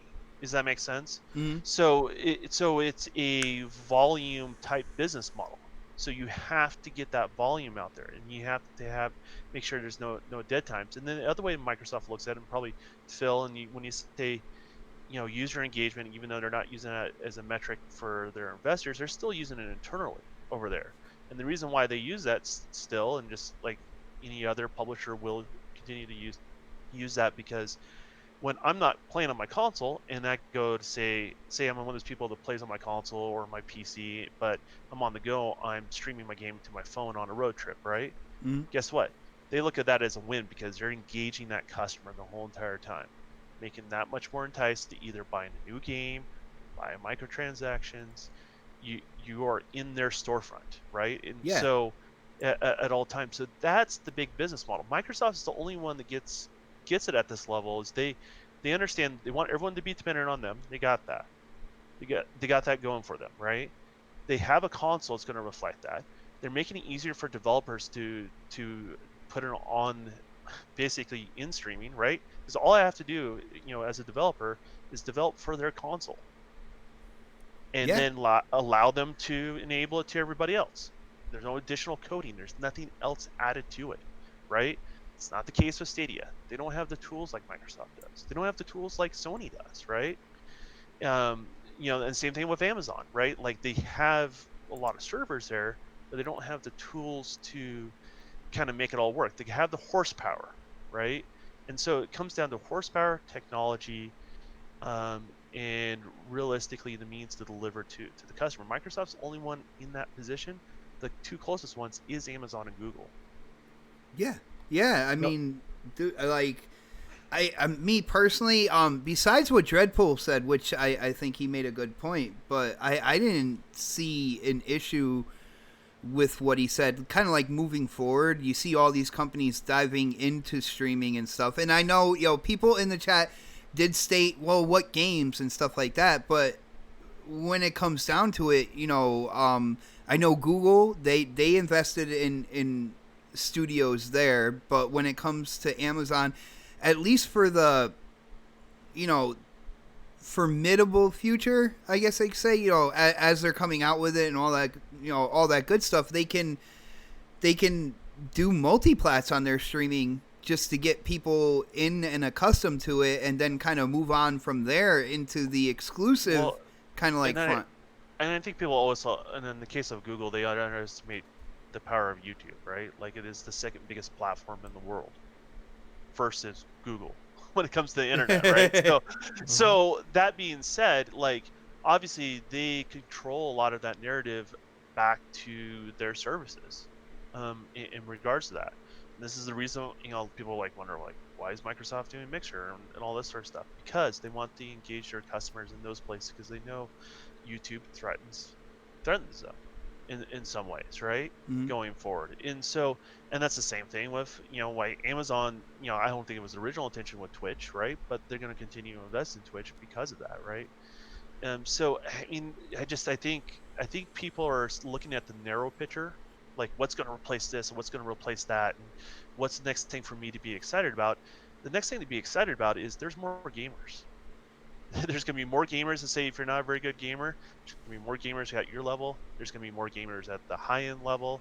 There's going to be more money pumped into the industry as a whole, so your games are going to get bigger and better continually going forward. Is there going to be different business models? Yes. Not all business models are going to be for all customers. Yeah, that's absolutely true. But there's going to be plenty to go around, and I think the future is really, really bright. I think people they're so afraid of one thing taken away from the other thing. I think they live in this state of fear all the time, and it's unfortunate. But yeah, I mean, the real competition is Amazon. Dude, I gotta say, you got me very excited for what I used to call Noob Sundays. When the NFL was going on, I used to go into Halo because I knew there were people that, the hardcore, a lot of the hardcore were watching football, and I used to take advantage of Noob Sundays to get like killing sprees and all that good stuff, man. You just got me excited, dude. Well, I think one thing that's going to improve in crossplay and streaming, however someone else decides to game, is better matchmaking is going to occur. That really takes care of the problem with the interface and where people decide to play more than anything else. Because if someone is really shitty with a mouse and doesn't get very many kills, and someone a controller gets about the same amount of kills, probably should play together. Does that make sense? The same token with somebody that's really ridiculously good of a mouse and someone's really average with the controller, probably shouldn't be paired together, right? So it should always be, I think, skill base of that stuff going forward. So I don't think you're gonna get that noob Sunday See, feeling going forward. I'm average with a controller, and I'm absolutely horrible with a mouse. So, And there'll be plenty of people for you to play with. That's what I'm saying. That are at your skill level, so you're not discouraged to continue to play, and then also you're not and my bored. horrible Spartan rank of 146. I know. I swear, man. Crispy, what do you think about this, bro? When it comes down to it, Phil Spencer again decided to go the route of transparency here and say who he felt the competitors really were, kind of like moving forward, stating that Nintendo and Sony aren't really in the proper position here, kind of like moving forward. And of course, we're talking about streaming here. Did he hit the nail on the head, or should he have just been quiet with the whole thing? A lot of people, always take Phil's words into like this kind of like. Some people think it's gospel, by the way. Like, well, you know what? It's not irrelevant. The point I have to make is that Microsoft is always, and I literally say always, been a software-based company. They always have. And the reason why they have that is because they've made money off of it. Clearly, okay? And to sit there and say that you look, okay, PlayStation has sold more consoles than Xbox. We understand that completely. The problem did? What? You crazy. You look at it from a financial standpoint and you say, okay, PlayStation has sold all these consoles and they're at what? I would say, if I'm being, nice, 250 million. Okay? That the revenue they've made off of these consoles. Okay? Even though I'm probably pretty sure that they lost some money at some point, way down the road.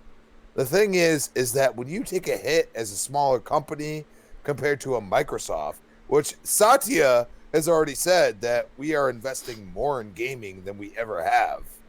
Okay, so you could sit there and ignore that fact, but go and look it up. There's an article out there. Satya is down with gaming now, thanks to Phil Spencer. I'm just saying, like, a lot of people hate on Phil Spencer, but this dude got in the CEO of Microsoft's ear and said, look, we have something here. And when you go and say, like, okay, who's our competition? It's Apple, it's Amazon, and it's Google. Okay? And that's off of an actual company standpoint. This is not talking about gaming in general. We are talking about who is always Microsoft's competition.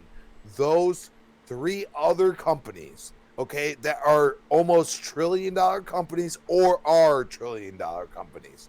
And like right now, I'm going to tell you right now, I'm using a Chrome PC that's a piece of junk hardware-wise, but the thing runs way better than the hardware that I had in my old PC that I spent more money on that did less. And I'm like, why? Why do I open the computer and everything like, dude, walked in the door, came downstairs, came on the podcast, opened the computer up, hit Twitter. 3 seconds later, I'm in the Hangout, and it's just they know what they're doing on that end, and they're going to get it right. I'm telling you, they're going to get it right. All right, that hold Stadia on. Is Hold on one second, Chris. Abacab72 in the chat just says something I want to respond to real quick. He says, my thing, however, is this. Why doesn't Microsoft just get out of consoles altogether and just do streaming if they really don't care about console sales? Now, because the thing their console is their stream box. Well, Vice versa. this is what I wanted to say here. When it comes down to it, and out of anybody who's doing streaming right now, who is planning to, Microsoft and Xbox are in a very unique position where they've already been established in the console space with first-party franchises that are worth a lot of money. All right, so when it comes down to it, you don't just cut off the console and go strictly in one direction. And this is my opinion on this. What you do is, since you're already successful and known in the console space, you keep going with that while bringing in your new kind of like demographic of streaming and subscription service and stuff like that, and you let that solidify as it comes out while still having the console space and still selling software, through that hardware. So instead of just abruptly cutting it off, all right, and just moving on into totally streaming, you play kind of like both fields on that, and you see what happens when it comes to streaming. Now, the reason why I say my opinion, Don, is I know me and you have different opinions on these companies and what the streaming services mean for them into the future. You see what I'm saying? But you don't just cut off something you're known for when it comes to the original Xbox, the Xbox 360, and then, yes, the Xbox One, even though, all the turmoil that happened throughout this generation, you don't just cut that off, but you play kind of like both sides of the court there. You can play the same question to Sony, right? Well, they're doing both too as well, right? Like the just difference is they don't have the server means to do it on their own. So I mean, here's the thing. Let's say you sell, say, another 20 million to, say, 1 billion gamers on streaming, right? You still have over 100 million people on your console. Well, yeah, Doesn't make any sense. Let's not ignore the fact that Sony sold so many consoles. I mean, this is not out of just left field or something. Like, they clearly have a good spot where they're at for that type of gaming. The problem I bought one from them. Yeah. You know what I mean? And that the problem is that, and this is why like everybody's like, oh, Rod Ferguson left. Well, guess what? You had the heads of your company leave because they couldn't get along with what they wanted to do, because all those people that are paying you to do your thing said, no, we're doing it this way. And they bought into Azure servers, let's not sit here and No just doubt, like, Fred. oh, ignore that. You know what I mean? They bought into the Microsoft servers because you know what Microsoft said? I guarantee it. They said, what's the lesser of two evils? The two companies that are way billions of dollars lower than us. You know what I mean? That's what they said. They said, you know what? You guys make great games. I mean, how many times has Phil clouded how PlayStation makes games? How many times? Oh, yo, way more than PlayStation and ever Nintendo. Like, people were talking about the whole Kumbaya era, and that was probably the era in which, you know, Microsoft was talking to Sony and Nintendo, like, yo, you see what's coming right over that horizon. We can help you, like, when that gets here. You know what I'm saying? You know, and 3 is better than 1, right? I mean, when yeah. you have three, you know, gaming companies, like, and I'm not just saying like actual hardware companies, but all 3 make great games for whatever platform they're on. But the thing is that you ignore the fact that Microsoft has always thought software first. And I'm gonna tell you right now, Game Pass might be on all 3 consoles sometime down the road. And that might be crazy to think about, but they don't care. They really don't. Like, yes, you are going to buy the subscription to Game Pass, and you are going to pay us money, and you're going to play all the games we have. And we don't care what console you're on. And that's where I say they're a software-based company. They are software-based. Well, look at it this way. Dude, look at it this way. Do you think Google or Amazon would have any problem having kind of like their streaming service on Xbox or PlayStation or even a Nintendo device? No, they wouldn't. So why would Xbox and Microsoft care either? Well, that's the whole thing that we're talking about. They want people to be dependent on them, right? That's how they make their money. Like, that's how these companies are so big. In regards to that, so it's not. Sometimes it's a race to be like, okay, like who's the head in this particular category, but sometimes it's a race to be the one you have to depend on in order to make your product, and so that's the way these companies think. That's the reason why they have servers. That's the reason why. I mean, even if Amazon doesn't get into gaming at all, they still have all those servers for a reason. It makes some money. And then the same thing with Google. Like, if Google decides to ditch Stadia tomorrow, they don't lose a dime. They're just gonna sell that to the enterprise sector. And you know what's funny? Off of what you just said, is how many games depend on Unreal Engine from Epic Games. Okay? Like people ignore these things. Yeah, more and more. You know what I mean? And people ignore but that's what makes them their money. Like, but yes, Fortnite makes them money, but, you know. But that explains why they try to make Frostbite, right? Like, if you look at Frostbite, you know, regardless of people like or dislike or whatever, people want to make those arguments. The reason why EA does it is so they don't have to depend on a third party such as their own property. Yeah. It's their own property, so they accumulate all the profit from that, right? But they also accumulate all the risk of creating an engine. And all the downfalls that come along with that, right? And also the cons that come with it as well. So, you know, same sort of thing there. Same thing with Unity. Unity wants to be the one everyone depends on, right? And you know, that's where they get their business. But then all of a sudden you look at Ubisoft and they do their own, right? I believe that the Anvil is what they do a lot of their stuff in.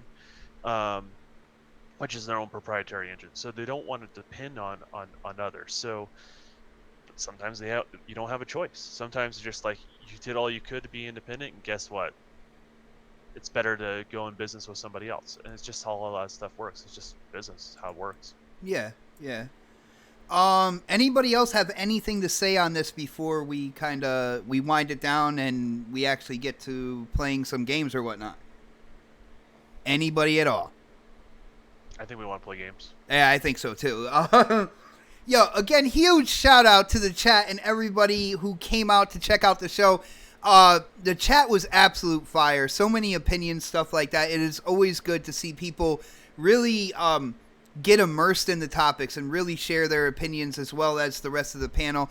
Huge shout out to my brother Dreadpool. Dude, I was so excited for you to come on the show, and I gotta say, man, you did not disappoint. You put things out there that I didn't even think about, and it's time to wind down the show. So why don't you let people know where they can go to talk games with you, and where they can go to hear your opinions on gaming, brother?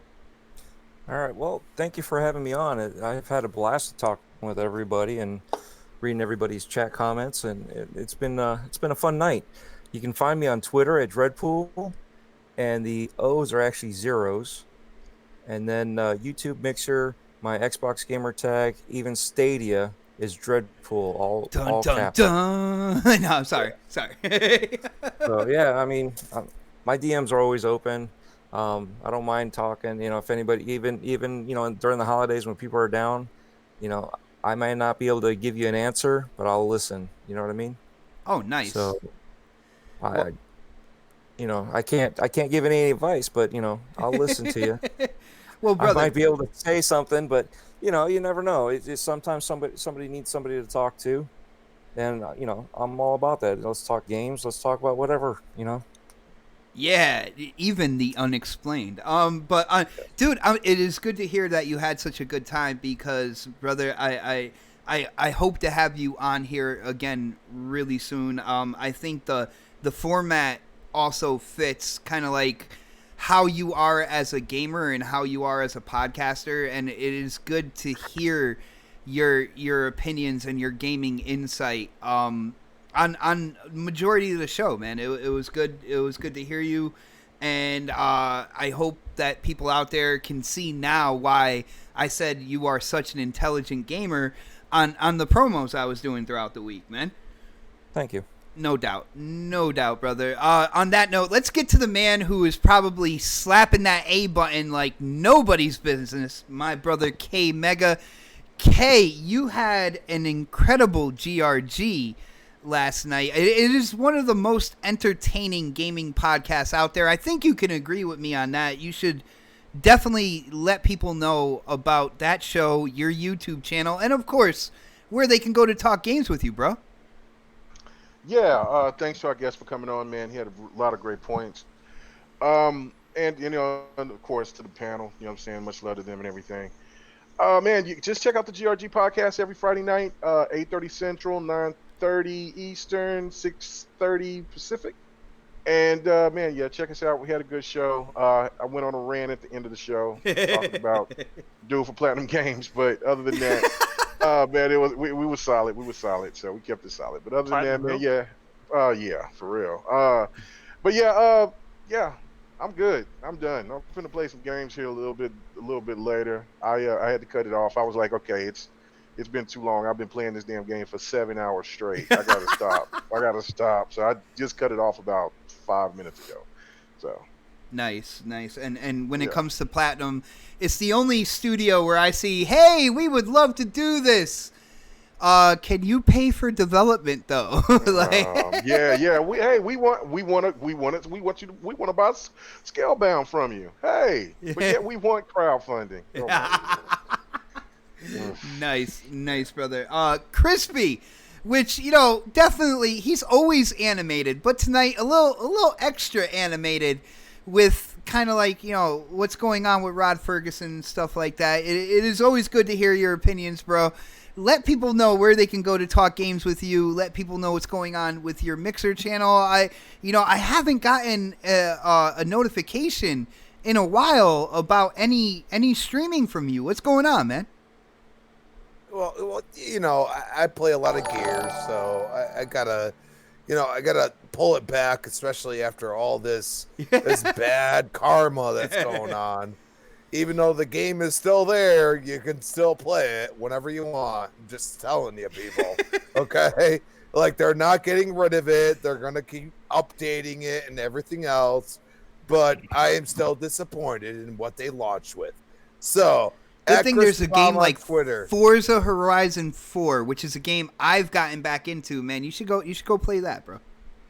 I played it for a little while, but I mean, I need a little friend involved, like you know, a little Battletoad. You know, come on, you gotta hit me up. You gotta be like, But of course, when I whoop your ass in MK11, you get mad about that, right? Dude, that was one night. One night, brother. One night. And I had to one tell night. you. I had to tell you what character you should play as. So let's not Yeah, go there. yeah. Well, I was picking random the whole time. You don't. That's forget an that, excuse. don't That's an excuse. you? Yeah, whatever you say, dude. But my girl whooped my ass a couple times with Jade. Ooh, maybe That was I funny. should play against her sometime, and it'd be more of a challenge. Yeah. She might. She been playing as Jade for the past. Every time she comes over, Jade she's playing as Jade because I told her. Jade I told her serious. I was like, "Yo, play as one character," and she started whooping my ass, and I'm like, "Holy shit!" So basically, But- do the direct opposite of what you were claiming with playing with random Yeah, characters. Got you. Well, yeah, you got to keep in mind that I was playing with random characters the whole time. Just telling you. No, I don't have to keep none of that in my mind. I forgot about it already, bro. But at Chris Bomb on Twitter, you can find me at Retro Renegades Tuesday night, 7 p.m. You can also find me on whatever podcast I end up being on at some point. And then you can find me here Saturday night, 7 p.m. next podcast. Nice. With Retro Renegades, huge shout out to my brother, the Graphic God. Dude, you haven't gotten a thumbs down. I saw that earlier in the show. I will be your first thumbs down on the next show. I guarantee it, brother. Just to let you know that you have indeed made it. On that note, Don, as usual, it's always good for you to jump in and share your opinions. You are doing some big things over there on Mixer. You are messing around with YouTube as well. Let people know what's going on and where they can go to talk games, bro. Oh yeah, I am doing mix tonight. I'm gonna try a little bit of the Witcher 3. All right, Witcher 3's got 2 more days to capture me. If I don't like it. Yeah, after dude, these you 2 did days, not sound like you were absolutely into it when I was checking out your Mm-hmm. stream, man. No, I'm not. I'm not digging it. I'm not. This is not the game for me. But I am going to give it an honest shot, though. Like I think it's 5 days. I think 5 days is fair enough, right? So, but yeah, we're gonna give it a shot. Hopefully, it captures me, and I'm gonna be playing it today and tomorrow. Best thing to do is follow me on Twitter. All my links to my Mixer channels there, and you can start seeing me have that face where I'm like not really stoked on a game. You can definitely tell. Nice, brother. And let me see if Pred jumped back in. He did not. So, anybody want to do Pred's kind of like sign off here at all? And that would be Predator right there, yo. Shout out to Pred. He had to take an important phone call, so he had to jump out real quick. But huge shout out to Pred. Love having him on the panel every Saturday. Like I said, he is a part of the starting lineup here on Next Podcast. And again, huge shout out to the chat as well, because without you guys, the show would not exist. You are as much a part of the show as the panel is. For people who watch the show after it's live, they got the chat right there. They can see exactly what everybody was saying, all that good stuff. So huge shout out to you guys as well. How come I have a feeling I'm missing somebody here? Nope, we got everybody. So you know what that means? We can get to gaming. Guys, stay tuned to this channel because there's a lot more content. I'm going to be talking this next week coming about diversity when it comes to, first party gaming titles on these platforms moving forward with the PS5, the Series X, and stuff like that, and whether or not diversity will be looked at as a bad thing when it comes to new games on the new system. So definitely stay tuned for that. But until then, guys, I'm going to end the show the way I do it every week. We will see you next Saturday for the next podcast. Have a great weekend, everybody. Laters. Yeah, we don't have Pred for the... Where's the Battletoads? I'll try it for you, brother. See, Dreadpool, since you are such an awesome special guest, Battletoads! Turds! No, Ooh. not at all. We're out, people.